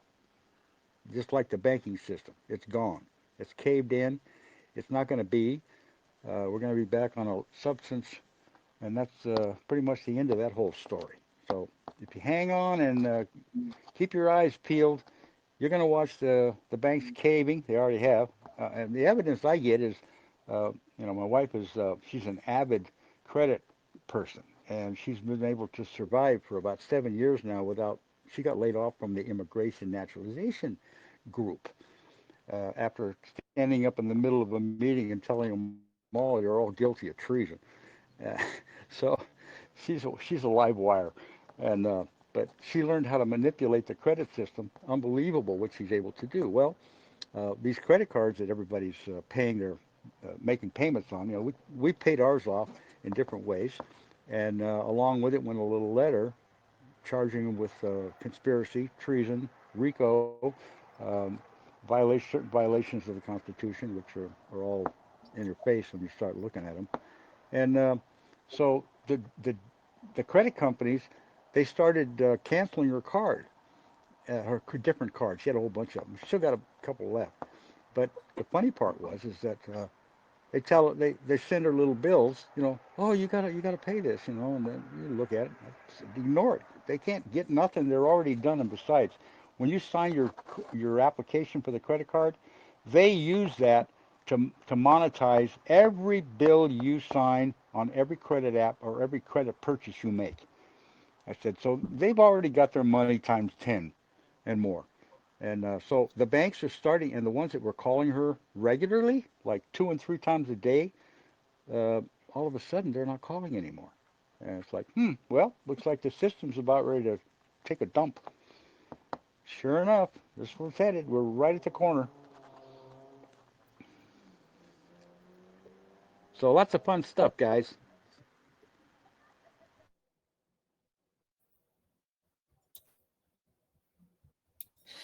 Well, you said lots of fun stuff. What other fun stuff do you have to share? You're going to have your all your mortgages canceled. You're going to have all the money that you ever paid to the IRS come back. Only it won't come back in FRNs. It'll come back in another level. And and by the way, uh, there's a very interesting principle that's actually going to be exposed in this whole recoupment process. In Asara Gasara, people aren't just going to get a blank account with a gazillion numbers in it. Uh, the things in life that we are actually entitled to as a matter of law in this country has to do with our actual labor. And all the monies that's been paid out, at least since I started working in '65, um, has been by fictitious numbers. And I actually remember the day when I first started working, I could go to the bank and actually get a silver dollar and a silver quarter from my buck and a quarter an hour labor. And it was kind of amazing during that time. Well, what's going to happen, and what's already in the works, is that everybody's accounts are already a matter of record. The system, because of its nature, kept meticulous records of every nickel that we did with respect to the system, all the money we made because of the forms we filed, the Social Security numbers, and all that. And so when when I first got my head wrapped around this money thing, I started stamping on the back there. I don't know how many of you ever heard of the, there was a group over here. Doggone it, it was in my head, now it just slipped away. But anyway, this group was all about banking, and that's where I began to realize I'd been part of the banking system in a previous lifetime. Because there was stuff this guy showed in there, and I'm going, yeah, that looks familiar, man. I know what. Oh, yeah, I know how that works, and all this speculation and everything, and also deals with land titles too, by the way. So I I began to put a big stamp on the back of my checks: demand for gold and silver, Article 1, Section 10, Clause 1, U.S. Constitution. And I did that on every single check that I got from that time on. That was about 1980 when that started. So I've been kind of a thorn in their side in many different ways. But as a result, I've also been, I'll say, granted a level of protection that is kind of crazy. I could tell you all the experiences I've been through already. And I remember the days when I was trying to help people who were trying to blab about the little truths to find out about the system, and they wind up dead. And I learned early on, you keep your mouth shut when it comes to the public. You can talk to your government employees all you want. You can yell at them. You can send them nasty letters. And if you do it in the right way, they got nothing to come back at you with. And as long as you're not doing it in a way that's going to get on mainstream media, which is also controlled by them, then you don't have to worry about getting whacked. And I'm here to talk about it.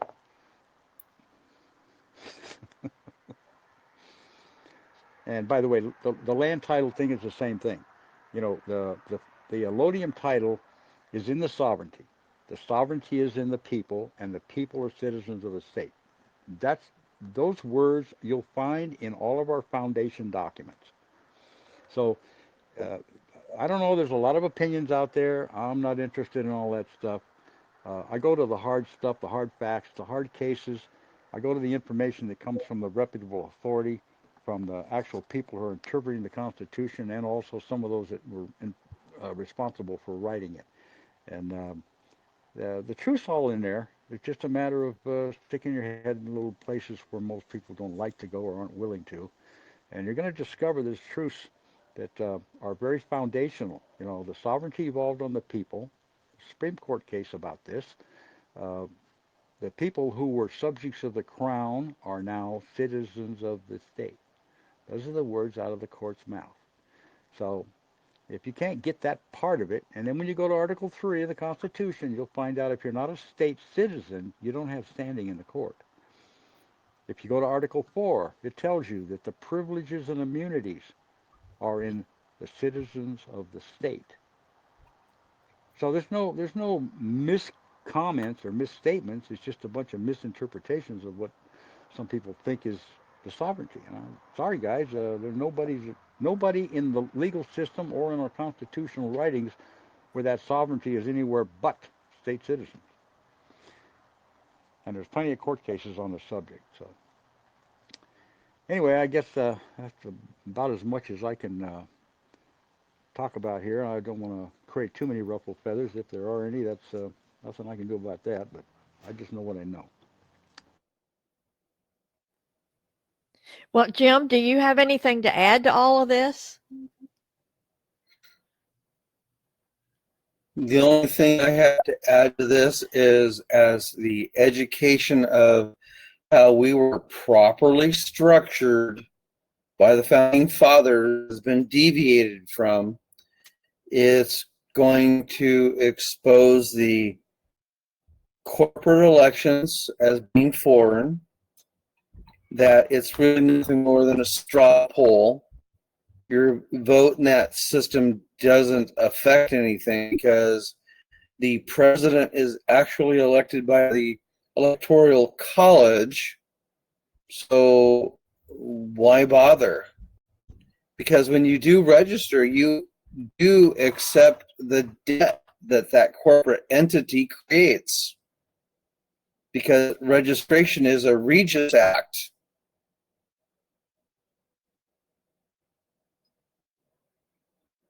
And that concept is alien to folks. Well, the original about elector, the electors the election college, the electors college. It was about the freeholders in the county voting for amongst themselves the people who would be the elector for the president. The electors went on the same day at the same time to the county seat or to the state government, and that's where they cast their votes for one person. No, two people. It was a two-person vote, and there was no political party involved. And the guy with the most votes, based on the count, was the president, and the guy with the second highest was the vice president. And the Jesuits say they were involved in the shenanigans that caused that little piece of our history to be kind of swept under the rug and changed. And now you got a bunch of, I'll just call them 12-year-olds who are deciding what the Electoral College should do, and that's supposedly the rule that elects the president, which is a bunch of bunk.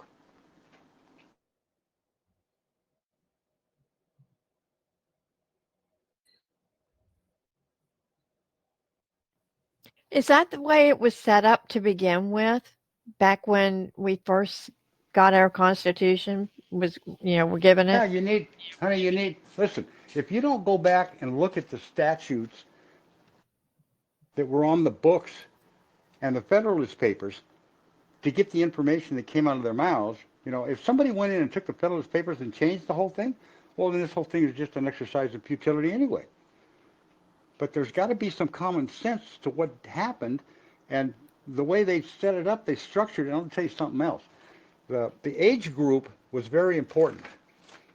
And one of the founders, he made the comment. He said, the people who are actually electing the president, including the voters who depute the electors, because there's two stages here, they should be of the same age as what they're electing. Well, if you guys are voting for a House of Representatives, it's 25. If you're voting for the Senate, it's 30. If you're voting for electing the president, it's 35. Well, why would you want a bunch of kids that don't know anything, haven't grown to any level of common sense, voting for the highest executive authority of the nation? And one of the founders was very pointed on this subject. I don't remember which one it was, but it's in there. And so it's also called age of majority. So the system was very simply set up. And again, like I've tried to explain to this group, that this Constitution was not designed to regulate or control the private sector. It was only designed to regulate and control and protect the private sector from commercial entities affecting the public at large. And I want to give you one more little piece of this. There's a lot of stuff going on right now respecting the ports and what's going on down there, and all this U.S. versus USA and all this kind of stuff. Well, I'll give you some examples. The King of England, who was where the sovereignty of the people of this nation supposedly acquired it because of their relationship to the land and the revolution that told the king, you go away, we're now sovereign here. Well, those people who became the sovereignty, they also took on the same prerogatives and unalienable rights in their person, their private person, as the king had in England. But he had it publicly as well. Well, what does that mean? That means, does the king need a license on his carriage? You think everybody doesn't either know who he is or don't know that, oh, wait, he's got an entourage, or maybe he's just got a crown sitting on his top of his carriage, Well, that pretty much says it all right there. Do you think the king needs to enter into a public contract or a licensing agreement with a fellow sovereign in another nation to transfer between themselves property that they want to trade? Do you think they need permission to do that? No. And so all these little things that we now are trying to catch up with, as to do with our sovereignty, are things that the people have been remiss in even looking at, and have been led to believe that none of this could possibly exist with the people. And the European people have spent more than 1,000 years trying to attain their independence and their sovereignty from the demonic forces that have been following us all this time and are still among us. But it's getting ready to be displaced, I'll put it that way. So when all this stuff starts showing up, I can get my own private boat. I can go put it in the water. If I want to put a flag on it, well, what flag do I need? I don't know. If you want to put that corporate flag up there, I guess you could. But what about a state flag? That would be the same as a state seal. The state seal belongs to the people. It doesn't belong to a corporation. It belongs to the people because the Secretary of State's authority is represented by the people. And that's why they have these apostilles and the notaries and all this stuff and all these guys with these people. Even though now they're all a bunch of aliens, their job supposedly is to authenticate documents that you don't need to have witnesses. All you need is a notary. Well, that whole thing caved in. And there's a bunch of really corrupt stuff going on that's getting ready to be displaced as well. So I just took charge of the seal. And no big deal, man. And I got ID with the seal on. I got the whole thing. I don't need somebody else to tell me who I am. And I sure as heck don't need to rely on someone out there who doesn't even know me to say, oh, yeah, that looks like you or whatever. Yeah, oh, yeah, you got some ID from some other foreign entity. Okay, that's good enough. And they put a state seal on it. And then I'm authenticated all of a sudden? That's not how it works. So it's just wake-up time for the people in their sovereign capacity and self-responsibility, something I've already been over. And it involves everything about you and everything you do in your life. There's nothing that's outside the scope of this individual sovereign responsibility. And that's what we're moving into right now. And the people that can't get a handle on this or aren't willing to take part in it, it's okay. They just got to go back to kindergarten and come around again. It's no big deal.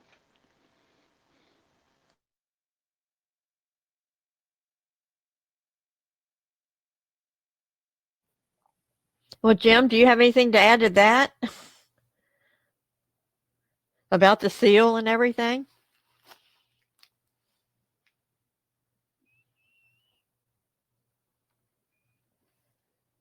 Well, I'm wondering if Jim is still here. Looks like I'm he still is. here. I didn't know I had bumped myself into being muted. So the state seal, yes, they are the property of the people, but the 16 states that came into existence after the Civil War, they have been dealt with. And so a lot of things are being examined for modernization purposes. So many of the things that were put in place in the late 1700s no longer serve us. So everything up and down the food chain of who's running the zoo and how this is built is being examined. Once the office of that seal has been abandoned, and it's been abandoned for a long time because all the people were taken over and converted to an alien element. You know what I'm talking about.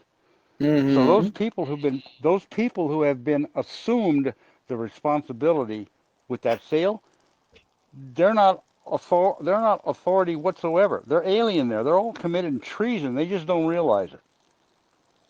And that's why the whole government is being given orders to either stand down, quit, or face criminal charges. They're all guilty, whether they know it or not. So the minute I realized that, this all came to me from another place in time. I said, well, wait a minute. If the seal belongs to the people, and I got an alien out there trying to authenticate me, well, what the hell is that about? Ain't no way that's going to happen. And I immediately went about correcting it for myself. And I've been doing it ever since. So, and this is, and by the way, I explained this once before, that seal is not for private business. So don't even think you're going to go and open a business and then put the state seal out front and think you're going to get people to come and buy your stuff because you're somehow authorized by the state. No, that'll get you in more trouble than you can imagine. Mm-hmm. So it's only for private purposes of the sovereignty in their private capacity. And like I said, the Secretary of State, that was their job, but they didn't want to identify as property properly. And that Nebraska ID that's posted on the web, on this call site in the documents, it's evidence that at least one state in the union has come to the plate and is properly identifying their people. So I don't know what to tell you guys. The evidence is there. It's all in plain sight. All you got to do is look at it and ask your question. Is this true or not? You know, did the founders call themselves something else? I don't know. I haven't found it. And the Supreme Court hasn't said anything about that. So it's the same as it was then, now. Nothing's changed. And unless I see some kind of certified document that came out of a historical archive somewhere that was created under some secret ruling or something, I don't know. There's all kinds of garbage out there. I don't have to call myself anything with respect to my rights, because this next phase that we're moving into, hey, you don't have to worry about ID, because everybody's going to be looked at according to their intent and to their own personal being. Are they trustworthy? Are they responsible? You know, do they have integrity? Do they do the right thing because it's the right thing? Do they understand karma? You know, do they know what their rights are? Do they know how to treat their fellow man because he has the same rights? All these are little pieces of moving into this next reality. And if you haven't got all that stuff yet, there's still time to work on it. You know, it's not going to take a whole lot of exercise, but there ain't no group out there that's going to stand up and look at you when you're in the condition I just described and tell you you're either not right, or you got to change something, or you got to add something and pay me. And when I see all that, nah, goodbye, because that's not where this is going. And those people are going to be in as much soup because they're not going to make it into the next world or into this next frequency or this next session extension of the 5G or whatever you want to call it. And there's more above that, by the way. That's not, that 5 is just a starting point once you've kind of hit all the right buttons.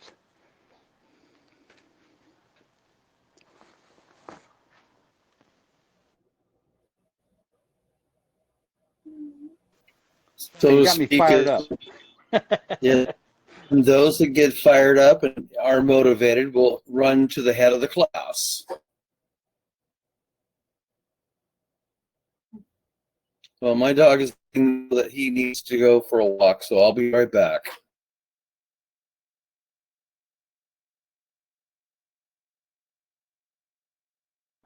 Yeah, I had my Well, walk Mason, already. I was going to say, Mason, while he's gone, do you have anything else you'd like to share with us? Like, I don't know.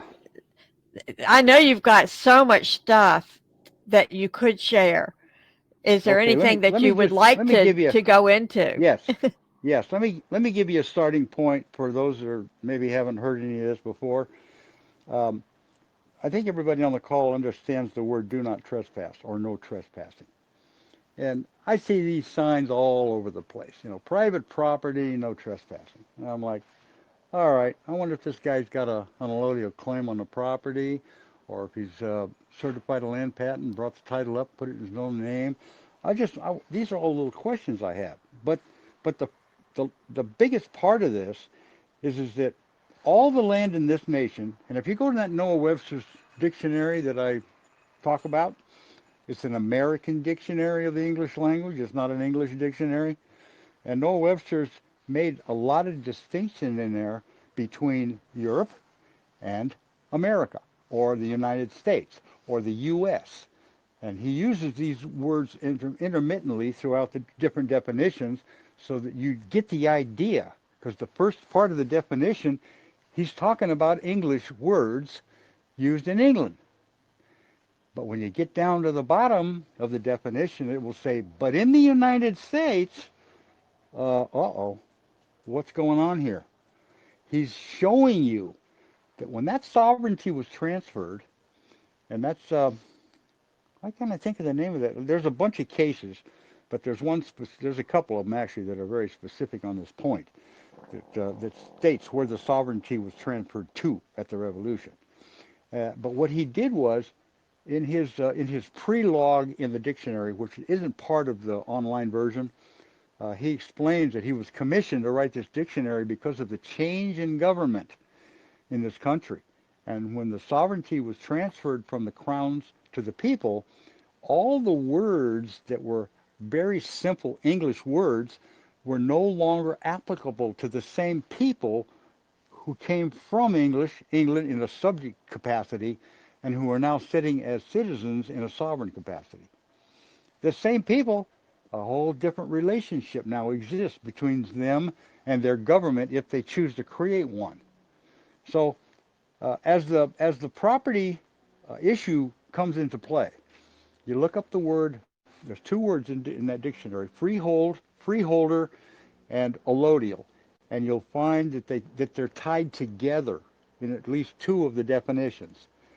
And when you get your head wrapped around what's being said with that word, you might go into some of the later dictionaries, Bovier's or Black's or some of the other ones that's out there, and you're going to find similar definitions. But I don't care where you look in the New World Order and all of their books, writings, and most of the court cases that have been decided by jaded justices, except for a very few, you're going to find out that there's a diverse group of opinions based on who their guiding light was. And I'll give you an example. The Jesuit order, they are adamantly opposed to what's the other religious group? You got the Protestants.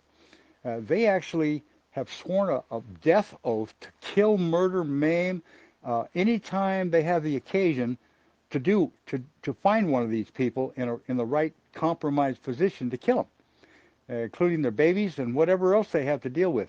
This is pretty heavy stuff. And so this group is infiltrated our entire educational system, our entire law system, the court system, and all of the property controllers, the HUD, and all of the different real estate agencies all over this country. They're all controlled by that group. And so if you think it's an easy thing just to go out and stick a sign in your front lawn, front yard that says no trespassing, and it's going to be recognized by the so-called power, you're wrong. And they won't think twice about breaking the sign down and knocking the gate down and coming and getting you if you're not paying your taxes, or if you're doing something in there that they think might be in violation of their taxing rules, which is all they got. So the property titles is a big one. And I'll just give you one little piece that can help anybody who's anxious or interested or even willing to take a little step towards exciting somebody who may see this sign. And there's a copy of one that's inside the group here. It's in the documents. That's and I think it's got the big Nevada seal on it. Now remember, if you're a sovereign, you're a citizen of your state, the seal belongs to you. And it belongs to you in whatever capacity needed, as long as it's not done for commercial purposes. You're going to protect yourself. That seal is, you're sitting there saying, here we are, guys, and if you violate the seal, you could be shot for trespassing. And the seal identifies your allodium title from the corporate street. If you want to, most people don't realize this, but wherever your house might be, if you live in a community with a bunch of houses and you got a main street going down the middle, if it's not a 4-lane highway, you actually own to the center of that street. Your property line, your taxing line is the middle of the street. That's your common law property, okay? But everybody's been duped into believing a whole bunch of other garbage about their property. But that allodium, which is the right of the people to be secure in their person, houses, papers, effects. Where have you heard that one? Secure. You heard the castle doctrine. I remember during all that rioting crap that was going on here a few years ago, there was one guy and his wife. They were actually protecting their property. They had a whole bunch of trespassers came through their gated community, broke the gate down, came in, and they were out there on the front porch with, I think it was an M13 and something else. And these idiots were walking up there, walking up and down, and they got really, kind of scared about the whole thing. And so pretty soon the cops came, and the next thing you know, they were trying to prosecute these two people. And the castle doctrine came up with respect to this event. And it was pretty interesting how the whole thing was handled. But the point I'm getting at is that as the sovereign, The castle doctrine is exactly the doctrine designed along with what you might call an act of state, which is an event between two sovereigns. That's what a treaty is. It's an act between sovereignties. If you contract with your neighbor you want to grow one plant, he wants to grow another, and you guys want to swap back and forth with your products, you can do that all day long. And you can, if you want to make a contract, you can, and that contract cannot be touched by the state. Read Article 1, Section 10, Clause 1. There's two things in there. One's got to do with the gold and silver as a medium of exchange, and the other's got to do with your right to contract. The state cannot do anything with respect to that. So we have all the power. The founders put it in the most obvious places, but most people don't know how to read. Or they're afraid that they might read something that's going to give them a responsibility that they don't want to exercise. So we got some real interesting things that are starting to show up. Now here's the sign that I'm talking about. That posting, and I know how the Secret Service looks at this kind of a posting, because they actually took somebody that was involved with who was not a European, wasn't a state citizen, even though he was connected with the Federal Reserve. He got into all kinds of accounting and stuff there. And he put one of those "Do Not Enter Foreign Soil" signs in his window in his business. And the Secret Service showed up and told him, "You get that sign down, don't put it back up." Because that's an act of war in a sovereignty where you're not one of the sovereignty. And he wasn't. He was an alien. So this is the sign that I'm telling you about. If you look at it, you might even want to add a little more to it, which could be, because it says by invitation only. See, there's no such thing, and that's what ultimately the businesses, they're the ones that are waking up. They're going to be going to the private side. They're going to get out from underneath all the licensing regulatory baloney that the state has created, or the county, or whatever city you might live in. You have the right to contract with your neighbors and with the private sector. You don't have the right to contract with the public. That's what the license is for. So as this thing unfolds, people start waking up to their rights and where the real sovereignty's at and what you can do with it, you're going to migrate into another level of responsibility and understanding. And you're going to be a vehicle that your neighbors are going to be knowing because you live amongst a community. You may even have a Sunday worship service or something. Who knows what? But the word gets around. People talk. You know that. Put that sign up. Get that sign on your property. I don't care if you live in an apartment complex. The building, the door that you live behind is your allodium as long as you're possessing that place. And you may find out as this thing unfolds that the person that's supposedly renting that to you, or the government that's taxing you to be there, is an alien. They're all either U.S. citizens or they're resident aliens, and if they're a U.S. citizen, they're a resident alien as well. As long as, and that goes for the sheriff and the other tax collectors, the local police in your city. They're all on the wrong side of the fence. And as this thing unfolds, these people who have been renting land, renting buildings, and speculating the property, it's the speculators that are the problem. That's why we have inflation, by the way. You know, once upon a time, 1950s, because I remember that time, you could buy a pack of cigarettes and a gallon of gas for a quarter. That's like, wow, that's amazing. Why? Because all the middlemen hadn't got their hooks into the system yet. That didn't happen until we went off the gold standard. And that's when the hooks of all the middle people started coming into play.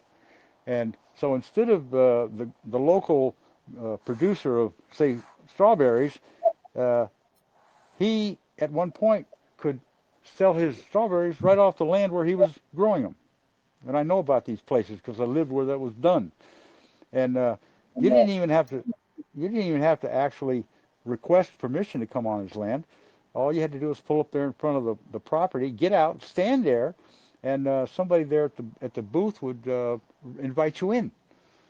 And so all this licensing and everything is based on the person putting a big sign out front and telling everybody you can come in. Then the local taxing authority comes up and says, you can't do that. You got to have a license to sell to the public. No posting or any of that stuff.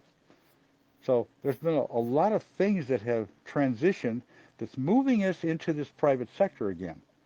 And that sign is simply a statement to the authorities, whoever they think they might be, that you can't trespass onto this land because not only doesn't belong to the public, it's not within your general municipal jurisdiction, but it belongs to the sovereignty.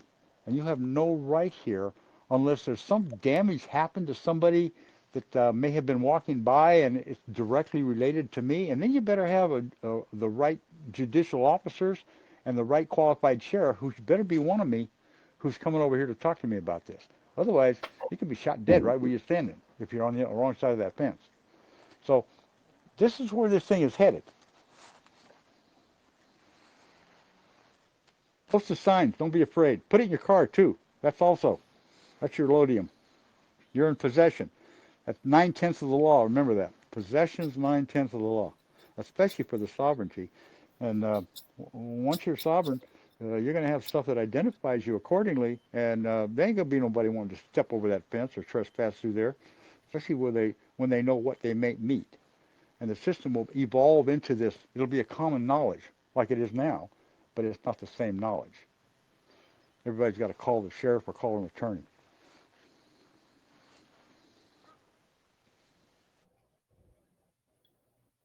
I just want to reiterate. I just want to reiterate what he was talking about. That sign that he was talking about was no trespassing, and he only said it like a couple times, but then he just went on and on and on and didn't say it again. But he was talking about no trespassing. Put it up on your door. Put it up in your car. Yeah. And see what happens. On the back, put it on the back here of your jacket. Make it a logo. Yeah. I'll tell you one more funny story. I've told most of the people about this. There's a guy, a very close friend of mine, who's also into the legal system, only from the right side of it.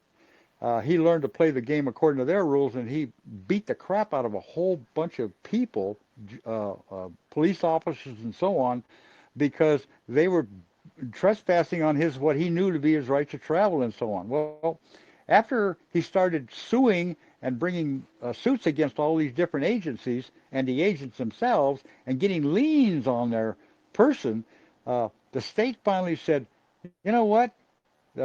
We can't deal with this guy. What are you going to do? So one day he got into a situation where he was actually in a criminal investigation in one of the parking lots, and one of the police officers came over to him and said, "Hey, you got to leave," And the guy said, "Who?" He says, "What are you talking about? I got to leave." He said, "You better leave." He said, "Okay, if you don't leave, I'm going to arrest you." So he stood right there. So the guy says, "Well, give me your name." He finally gave him his name. So he went back to his car and punched his name into the computer, and all of a sudden he's calling his supervisor. And a supervisor shows up, and the police officer says, "Hey, what am I going to do about this?" And the supervisor looks at the computer screen in the car, and he looks at him and he says, "Let this guy go. Do not detain." And he said, "What do you mean?" He said, "There's a 50-foot restraining order on this guy for the state of California. Get the hell out of here and leave him alone." And people want to. Well, how did he go from one country to another when he was part of his band and stuff? You know what he had for ID? His birth certificate. That was it. Corporate or not, that's not the issue. The fact remains is that when he walked through that style and had to go through the customs check, all he did was lay his birth certificate on the counter, and that was it. They said, "Oh, you can go." No inspection, no questions. So there's more to this little game than most people even understand, let alone have taken part in. I used to go through the turnstiles with my homemade ID. So Mason, State seal and everything. oh, I'm sorry. Go ahead. So Mason, besides the sign in our state of Missouri, uh, a lot of landowners use purple paint and purple tape. They'll put purple tape and stuff around their posts and gates. Are you familiar with the use of that? And does that, I have no uh, idea what the heck a purple tape and paint represents. Can you tell me? well, I mean, it signifies a no trespassing. Um, Since when? I, I guess it's Purple's by the Missouri, purple's the by color of these dark Missouri's. cherries I eat. No, but it's. I think it's under Missouri statute, but I just didn't know if you knew about it or not. I never heard of such a thing. Purple tape on a post. You Interesting. the Okay. If landowners that's will the okay, let me ask landowners. you this. Oh, Let me go ask you ahead. something. These landowners you're talking about, do they have a land patent or a allodial title on this I land that they have this I'm purple tape wrapped around the post? I'm sure they do not because they're like me. Well, They're ignorant of the facts and they do not okay. know their standing. All right. Well, then that's first. The standing is number one. Once you got the standing, let me tell you something. The Supreme Court has given some really interesting rulings dealing with allodium. And I happen to know about these because I was personally involved in all this stuff at one point. But what I'm trying to tell you here is that the allodium is not a piece of paper. It's not an individual. It involves two things. It entails the possession of the land. Are you actually in the possession of it? And it involves your status with respect to this allodium. Yes. So if you're not a member of the sovereignty of this nation, and you're not in possession of the property, if you're just a renter, or if you're a tenant, or whatever else you want to look at yourself as, you're just another tax-paying, ignorant person who doesn't understand his rights. Whether you qualify or not is another matter. That's something you're going to have to determine. Because there's a lot of people who live here or renting, they're residents according to the definition of it. They're not title holders, they're not property owners, and they're not part of the sovereignty. They just don't know it. Yeah. But that's what's got to change before the people in a collective will be able to decide what they think they want as far as if they want a government at all. The government's only going to be involved in the commercial activities of those among them who are needing the permission of the public to sell their wares or transport persons or property for higher profit and gain. That's the only purpose for government. They know the reason. Yeah. Well, I don't people need to like do my contracts. Yeah, go ahead. just people like myself feel like I'm a frog that's been cooked in the hot water, and I've been in it so long I didn't even know it got hot, and Yeah. and and so I mean I paid taxes on this property, I paid a mortgage on my property for many years, and I don't even feel like I really own it, and and in fact I probably don't. I just rented No, you it, don't. and That's right. You're a tenant. I have been a tenant, and You are a as a tenant, matter of right on the deed. yeah, See, the thing yeah, the thing about your property is taxable is the documents, the evidence that's recorded at the county, yeah, and what you claim you are. So if you got a recorded deed, the deed is not title. It's a color of title. right, If you're a U.S. citizen, you're a resident. You've agreed to be a resident on everything you've ever signed. You're not a member of the sovereignty. You have no sovereign rights, unalienable or otherwise. You're a taxpayer. Taxpayers don't have rights. They have tax bills. yeah. Okay, so all Well, of these are the things that are about to change from the position of the information that people are going to be able to get, and it's going to come to everybody in a blast. It's going to so be an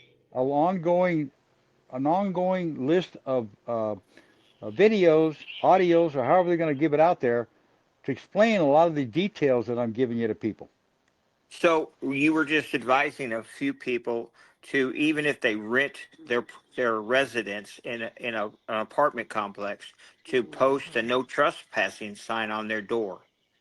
That's right, 100%. Now, if You they would, don't feel comfortable with this thing, then they might want to find out if they have a right to be one of the members that would have the right to do that.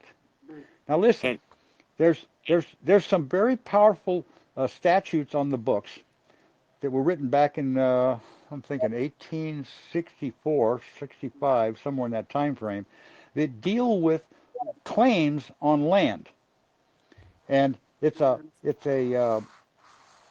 title. I think it's in Title 43.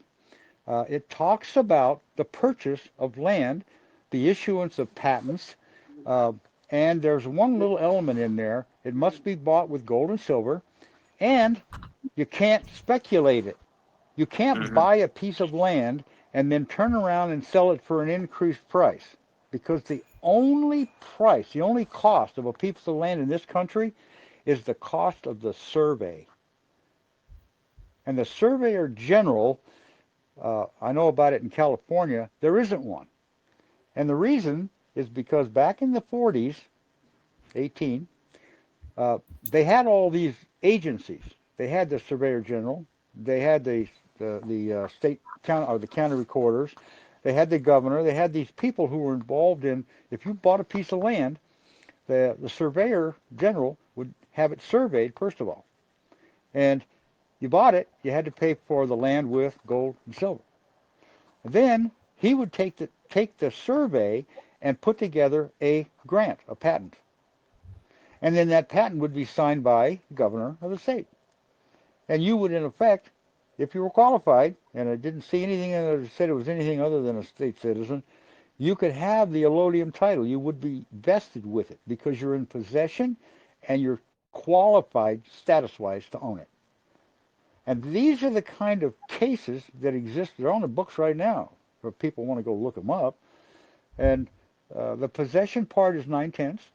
But in order for you to acquire the allodium, you have to be a sovereign. You cannot own the foundation, because at the Revolution, all the land in this country was transferred from the crowns to the people, and the sovereignty was transferred from the crown to the people. And the allodium can only be held by the people, because all the land here belongs to the people, and they are the true sovereigns of this nation.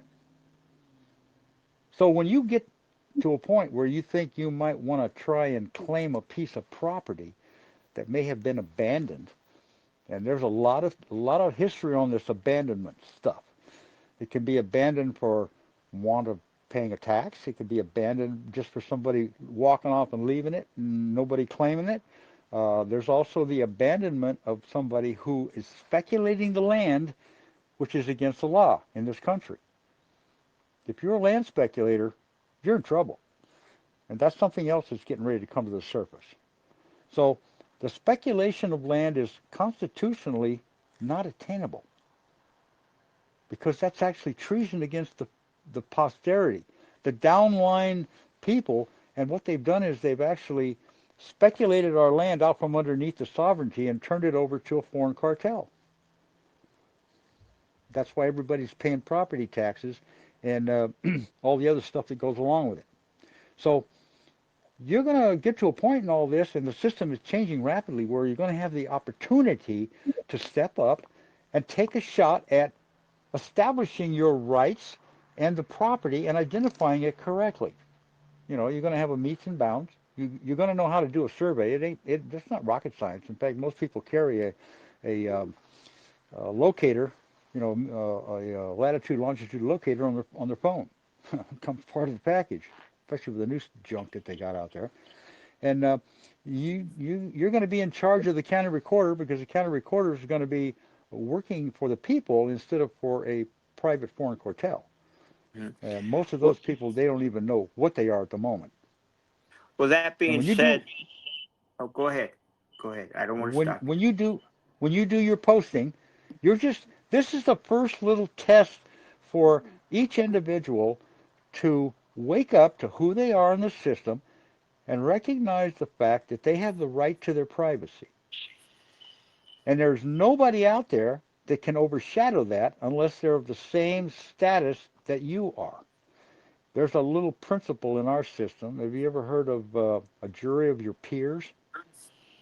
You might want Yeah. to do a little research on the word peer, and you'll find out that it involves someone who is at the same legal status as you. If you're a resident, guess what you're going to get for a jury? A bunch of residents, because that's what 90% of everybody in this country is. But that Noah Webster Dictionary identifies that. That freehold, if you look up the freehold, you'll see in the bottom definition there in the United States, every juryman must be a freeholder. It's in there, those words. So don't be fooled by all the stuff you've been led to believe. Do your own research. Start sticking your head in places where most people just either don't have the time or don't have the inclination or are not interested. Yeah. But it's So, coming. It's coming. The incentive's going to be there, and the people that didn't want it or didn't consider it are not going to have a choice. You're either going to make the grade or you're back to kindergarten. yeah. So, I mean, no trespassing is not a problem, especially where I live. Nobody lives close enough to, consider them a trespasser unless they No want to problem. talk. That's good. Anyway, the Mike, mortgage the thing. only that's a good one. Let me give you this one last piece to that sign. The All only right. thing you might add to it, because I put in there underneath it says by appointment only of, and there's no name there, there's no phone number there. So if you want to create an invitation to a person who's considering trespassing or who may want to know what this sign is about, you might want to give them a number of somebody you know that they would be able to call to find out, like you. Yeah. Well, that's good advice because I think he should call because I I just won't go further. He should call anyway. um. It's a mortgage, Do, the mortgage industry. so do you think it's worth any effort, knowing that it may be a short time until this is all reconciled or rectified on its own, to pursue my own effort to perhaps rectify a bad mortgage, Let me give a you an, bad loan? let me give you one simple example of how to deal with the banking system. If you're interested, if you want to educate some people, uh, I happen to know for a fact what they do with the note. I know what the note's for. I know how they handle it, and there's a simple request, a notice and demand that you might send to your lender, and ask them to send you a certified copy of the original front and back. Now, I went through a couple of court proceedings where the judge was actually given a mandate to order the mortgage company to bring that document into court for inspection, the original. And this snake, he managed to convince the judge that, oh, this document is too valuable. We can't just take it out of the safe or wherever they think they got it and bring it to the court for the hearing. And so they talked the judge into ordering this guy to bring in a certified copy of the original, which he did. And guess what? It had this nice big stamp on it, right where the signature of the supposed note uh, person is, the borrower, and the stamp said, "Pay to the order of, without recourse," and then it had the name of the lending institution Hmm. and the name of the CFO signature on it. So, well, isn't that interesting? It looks to me like you just didn't get a receipt for your payment. That was a check, and it was Yeah. deposited. It was deposited in the bank. Now, if you want to get somebody in the bank that may not be around much longer excited about this, I'm not even sure if there's any people at that level that are even existing at the moment. But what you'd be asking for is a copy of the bank ledger showing the deposits and withdrawals surrounding the exact date and time that that note was deposited. And there's a date on the back of that. Mm-hmm. Okay? So, and that all by itself is the evidence that, well, wait a minute. If the bank's ledger showed this amount, and on this date and time, it went from there up the exact amount of my note, and then it increased by at least 10% with respect to the specific account that that was put into, or 10 times, not 10%. 10 times, because that's what they do. They just multiply everything times 10. Well, that's not only fraud. There's several other things that go along with that. But that's if you're interested in telling your mortgage company, I'm not going to make any more payments until you send me a certified copy of the original and also a copy of the ledger of the deposits and withdrawals surrounding this note on the date and time that it was actually executed.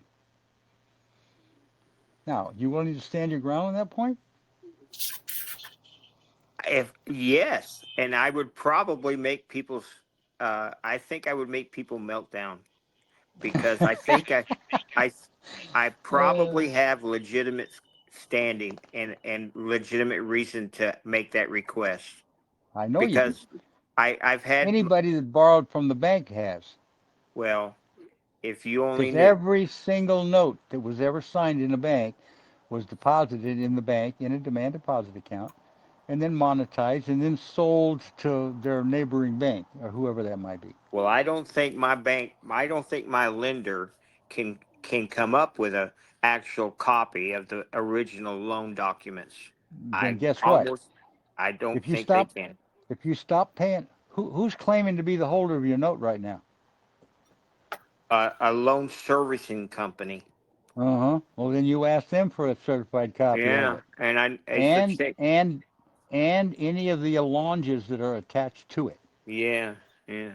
Okay, so I mean, Well, all you're gonna be doing at this point in time is exercising a little bit of fortitude on your part, yeah, not being afraid to talk to a bunch of crooks, because that's what yeah. they are, Well, I'm not and afraid. get them excited at least if they don't know the banking system's already collapsed, and I can't imagine that. They may even be excited enough to call you and willing to have you come down and can we talk? You know, and you Yeah.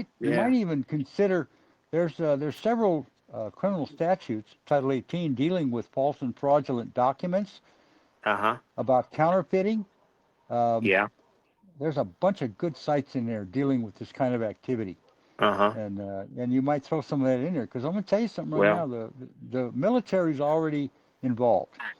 All right, and I don't yeah. know if you heard one of the gentlemen on this call. I guess he's got a great grandson who's getting awfully tired of uh, collecting trash up and down the eastern seaboard. You know, the Yeah. two-legged kind. Yeah. So this didn't just start yesterday. It's been going on ever since Trump came in, at least, maybe even Well, before that. if anybody's listening, you only it only persists as long as you stay quiet and silent. And That's if a fact. you start standing up for yourself and start asking the questions, or if you're too busy to stand up and start asking about yourself, Exactly. you you will get some answers, and that's about. I mean, it took me 15 years, but because I just was too busy doing other things. So I just Remember, anybody on this call, I would the say more get the busy. more you stretch, the more you stretch your spiritual stamina. That has to do with doing those things in life you really don't like, don't want to do, or you're really afraid of, or that might tweak you a little bit in your solar plexus. The more you address that stuff, the stronger that ring of protection becomes. Yeah. Well, I used to I can vouch think for that that 1,000%. I used to think that Do saying what? yes.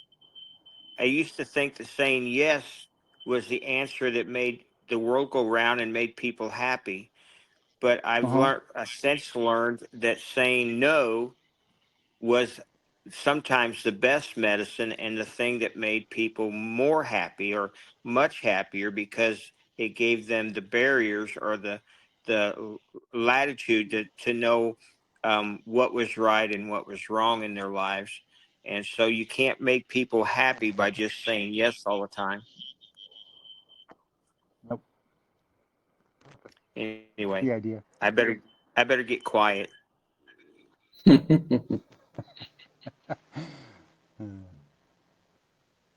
Hey, Mr. Jim, I see you come on. Did you get back? You had your Yeah, little walkabout? yeah. Nighttime hitting the bush before bedtime thing. Well, Oh boy. it's very interesting on the Okay. titling issue because I'm helping someone right now. He is the inheritor of a land patent. He's in possession of the original patent.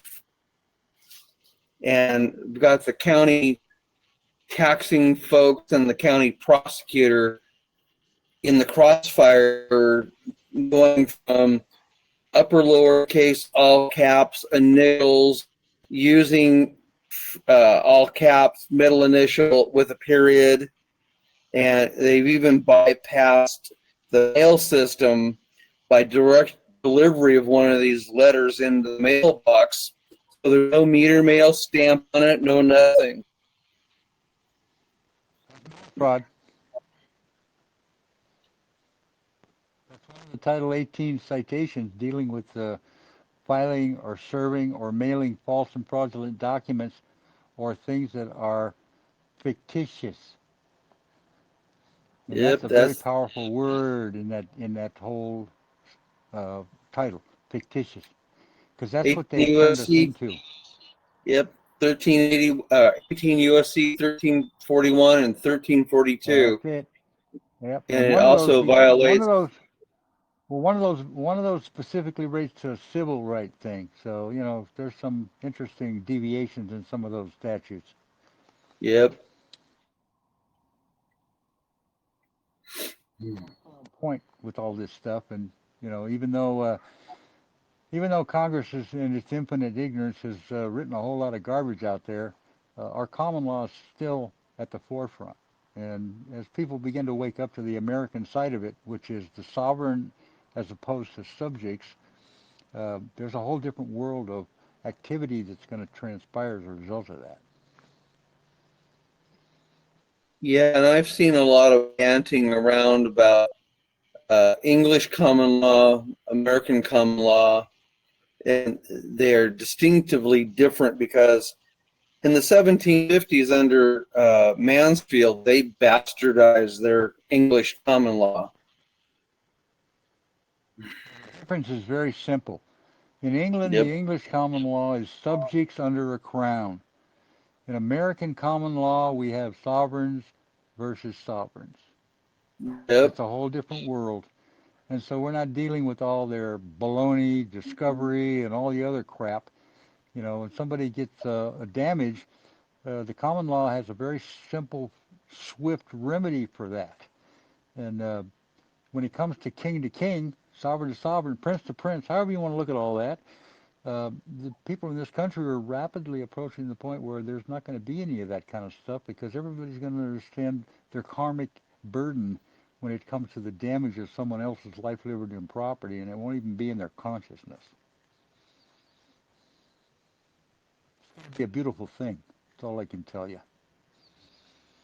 Mm-hmm. Well, it's an interesting little detail that the English crown has banned since 1707, and there has been no proper English king or queen in 3 centuries.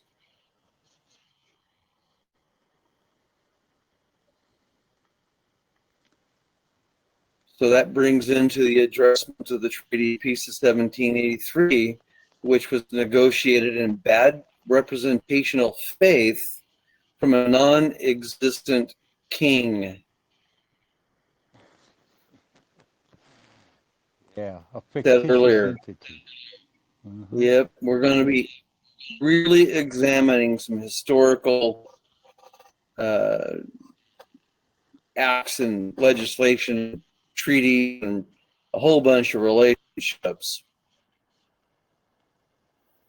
Well, the big question will be addressing any government official, so-called, is why are you here and where's the damage?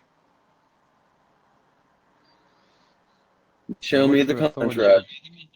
Yeah, and show me your authority. So all of these are pieces of our the simpleness of the things that some of the patriots used to do all the time. You know, they got stopped. Where's the body? You know, it's like, of course the cop. Well, there's no body. Then what'd you stop me for? Well, you killed that stop sign back there. I did. Where are the pieces?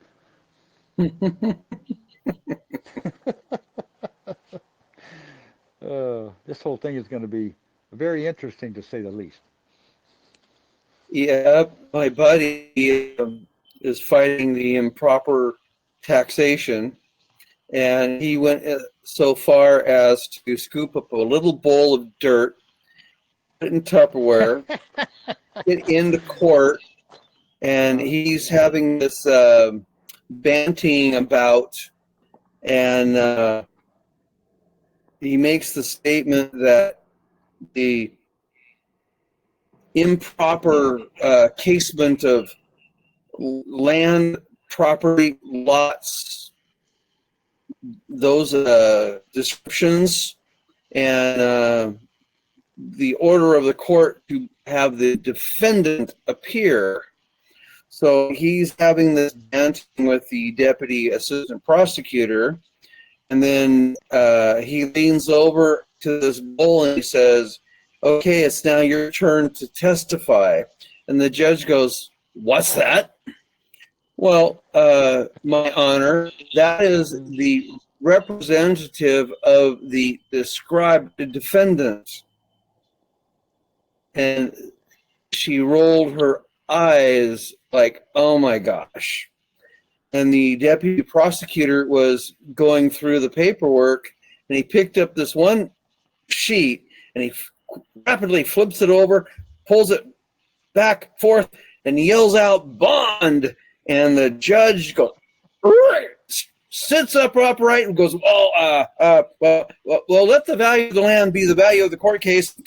Appeal granted. All that transaction in less than 25 seconds.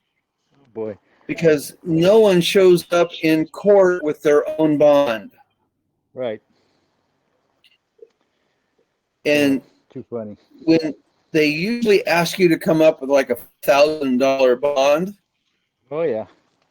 Well, he shows up with a multi-trillion-dollar bond, and it freaked him out. Yeah. Yeah. I got a guy that showed up with a $6 trillion lien on the state. They threw him in jail because he wouldn't file his state taxes, and they said, "Well, if you'll just file your taxes, we'll relieve this penalty against you, and remove the lien." And he said, "No, I'm not going to release it. I'm not going to release the lien." So they put him in jail. He had a 4-year no early release, and I got him out on a writ of habeas corpus early release. So there's some funny things that have transpired along the way. Well, it's going to be very interesting because I take that was a misdemeanor. What? Filing a $6 trillion lien against the state of California? Did the state of California charge him with a misdemeanor or a felony? Felony. Okay, so they charged his estate account $1 million. They charged the estate account for $6,000 a day. Yeah. All of it's that all about the money, for you know that. Oh, it's about power control and intimidation and other stuff. Yeah, there's a special account that the courts all have that take the signatures of the different charges and the different documents that are filed there, and they all put it in, it's like a collection pool, and they all use that as their bounce off pocketbook. You mean the CREST accounts? That's it. Yep, the registry investment system. Boy, yeah, it's amazing. That's like the what's the annual financial report? Comprehensive Annual Financial Report, CAFR. Yeah. Yeah, state of California had a big one, and one of the senators got up in the middle of one of their hearings when they were talking about where they're going to get money to take care of this budget overrun. And this guy, he pulls this thing out, this record of it, and starts passing copies around to the different people. And the lead of this particular hearing, he says, "What do you think you're doing?" I said, "What do you mean?" He says, "There's more money in this account to take care of the budget times 10." And the guy says, "You put that stuff down, get it out of here, and don't bring it up again. You're going to be in big trouble." Well, he didn't bring it up anymore. But the point is that yeah, there's an account out there, and we were the funders of it through our social. And every Yep. application, every application that you make for water and power, phone systems, or whatever the heck you're doing, they're just they're getting compensated from your applications. And every month's bill is already satisfied. They're paid before you ever even send your payment in, so they're getting double dipping and everything. Yep. And it's like people are coming to the realization of really what the birth certificate is, and that Exactly. it was invested on Wall Street, Uh-huh. and On a banknote bunch of us, paper. well, so when the DTCC gets fully evaporated and everything comes back out of it, all those So market, pardon? we're entitled to the recoupment of all that in the gold and silver ever since the Federal Reserve started stealing it from us. And Right. that's one of the things that's going to take care of all of this the funny money that's supposedly going to be floating around. Because our compensation, if you want to call it that, is all based on the hard money, based on Article 1, Section 10, Clause 1, and they can't get around it if they try to.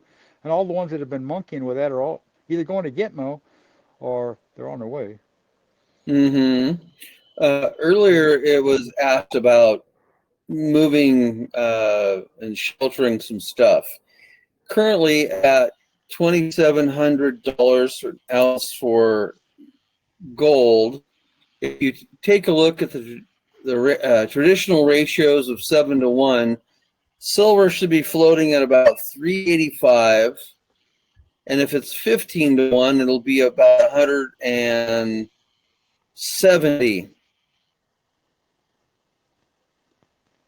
All So that, would all, you all that's going to come would back you down once all the middlemen are gone. oh, All these inflationary values are based on how many people are standing between the production and the consumer. right, but having the physical material in your possession when everything gets right sized and corrected, what if gasoline went back to 15 cents a gallon? Exactly. Th- That's where think it's of going. 1957 to 1962 timeline. That's right. There's a bunch of stuff that we're going to get in as far as the automation is concerned, with all these patents that are going to be released. There's a Oh yeah. museum over in San Fernando with one of Tesla's, I believe it was a hydrogen car at the time, and he drove that thing all the way across the U.S. and back on practically nothing. And that's the kind of technology that's been suppressed, buried. I know a guy that had a carburetor that actually got 100 miles to the gallon, and it came right out of GM's factory. The only problem was it was sold without the knowledge of uh, the salespeople. It was a special, uh, what do they call them? Um, not a normal production car. It was a special build, and it had that carburetor system in it. And Was that he bought it. code? He bought it. He bought it right off the showroom floor and took it home. He had it for about 2 weeks. Okay, and he filled the car up with gas, and the gauge wasn't moving. And he's like, "Oh, what the hell's going on here?" So he went and he tried to fill it up again, and it only took a couple of gallons. And all of a sudden, one day, gets a knock on the door. It's the people from the GM company, and they said, "Oh, well, you got a car that you purchased, blah blah, blah, and we're here to pick it up." Uh, and What do you mean? He said, well, that was mistakenly sold. It's a prototype for some stuff that we're working on. It was never supposed to enter the production, I mean, the major production or the sales department. And so they had a brand new car just like it, 67 Chevelle Malibu. And yeah, and they towed the other one away and handed him a brand new car. And he got in, and yeah, same junk that he was expecting to get in place of the one that he had. So that's kind of shenanigans that's been going on for ever behind our backs, and most people don't even know what the heck's going on. So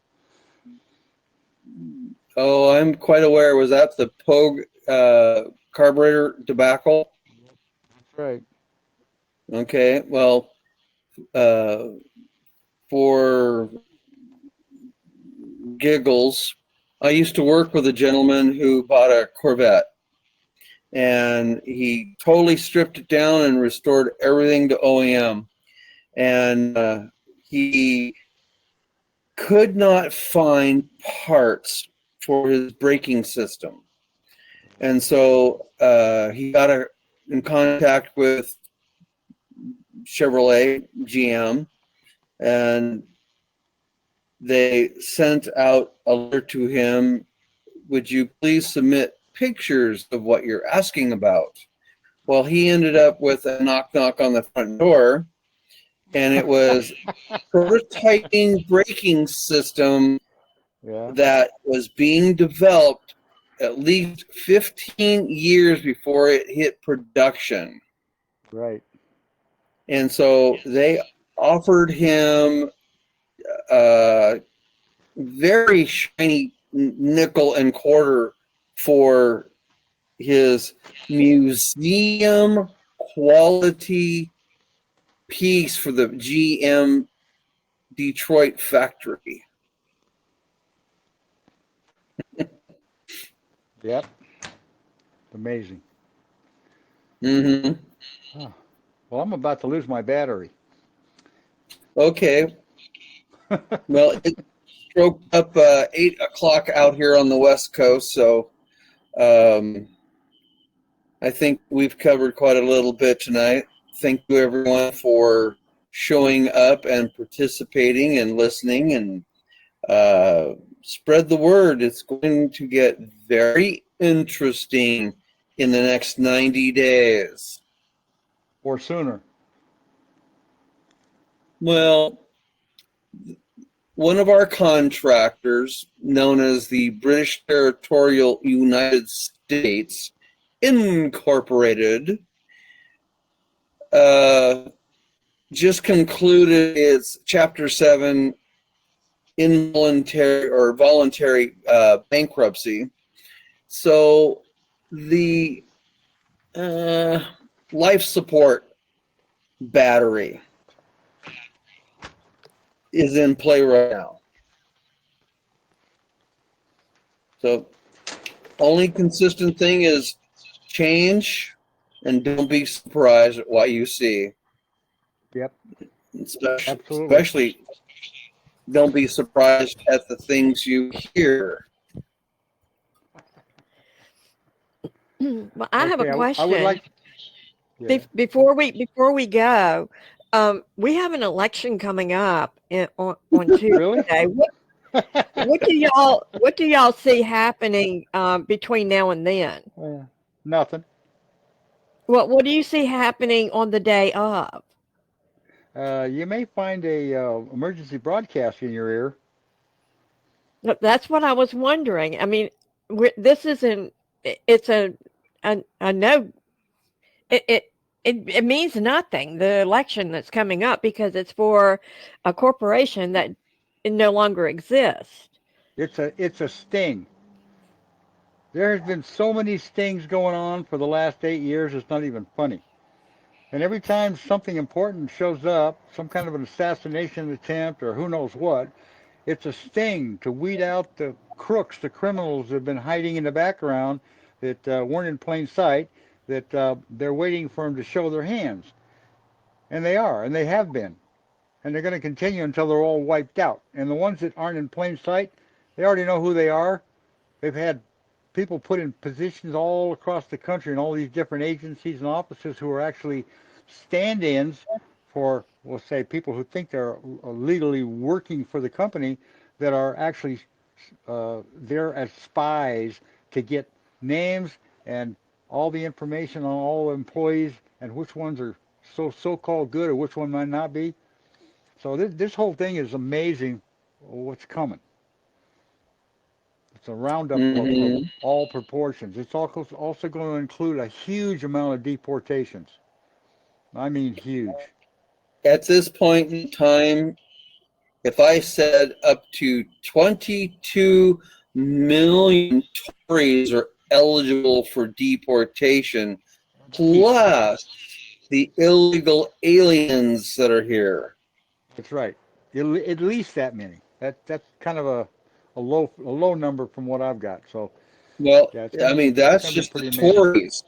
So if we had another 30 million illegals plus the 22 million Tories, we're looking at 50 million people exit stage left. Now you're talking. And like I keep telling people, flush 3 times. It's a long way back to D.C. That's it. Yeah, they're getting ready to turn it into a bird sanctuary. Or something. Yep. Well, yeah, you heard of the Rise of God, I'm sure. Yeah, one of the states has already revoked the conditional use permit that allowed DC to exist. I believe it was Maryland, and Virginia just has to get to that point. There was an attempt to open up the District of Quantico, which never allowed under a constitutional contract. So a lot of shuffling has been going on. Yeah, a lot of shuffling. Well, mix and match poker deck with Pinnacle and Old Maid. Yeah. Well, the rumors are surrounding about 700,000 sealed indictments that have been opened. And of course, each one of those include a whole bunch, each one. So this thing is unreal. And it's going to be exposed very shortly. Yep, if you want to go look for it, you have to have a Pacer account. Mm-hmm. Yeah, I do. Me too.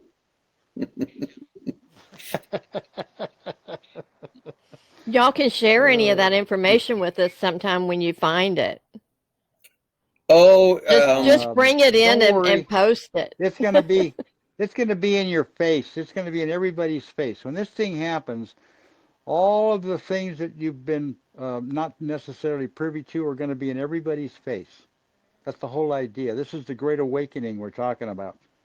All the sleepers that have been sitting around thinking everything was fine, or maybe curious as to why their taxes went up or something, they're going to get hit with a bolt. Well, there's going to be a new dance that comes out. It's going to be a big fashion trend. It's called the perp walk. Yeah, those orange jumpsuits. You heard of those?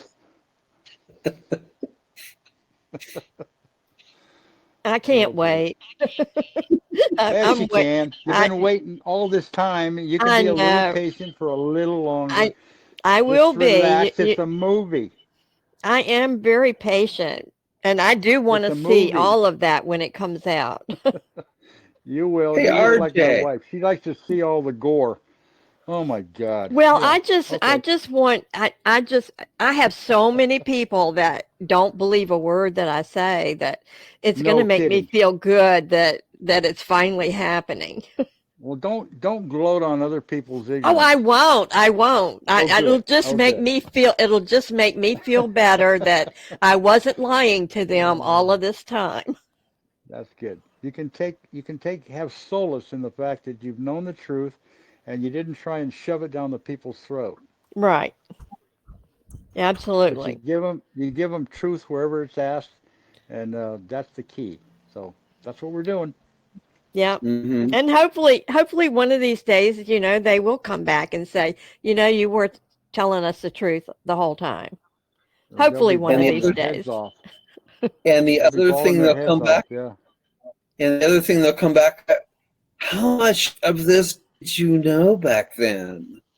Yeah. A Well. lot. Oh well. Oh boy. I've Hmm. heard though that there's going to be a lot that's going to come out that that even the ones that know don't have a clue about it.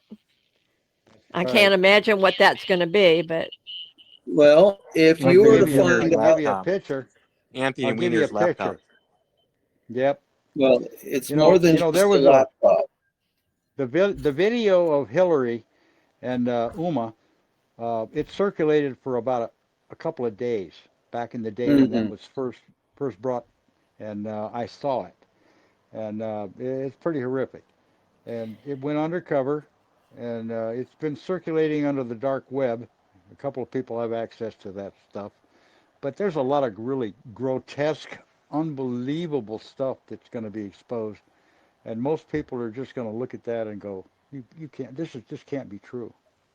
I This could know. not have been happening all this time right under our noses. Yeah, right under your noses. Pizzagate will be the biggest. Oh boy. So Oh, that's when the pizza is just the yeah, start. It's the tip. that's So it. if you Yeah. were to find out you have actually been living in a state of denial, that you should have grown up in the era of George Jetson, you've Yep. been intentionally controlled for pure profit, you are all bilingual, if not trilingual. Yeah. Your other language is bah and meh. Yeah. Are you saying And we don't were an forget. experiment? Yep. And don't forget Disneyland. Yep. Oh, yeah. Okay. Bye. My phone's getting ready to Hmm. go. Well, thank Okay. you. Thank you so much for being here, Mason and Jim and Lowtide and everybody else. Thank you so much Yeah. for being here and joining in on our call. I mean, we've learned a lot tonight. A lot of information came out. Yes. And I thank you all. Thank you Onward all. and upward. Good That's night. right. Good night. Night.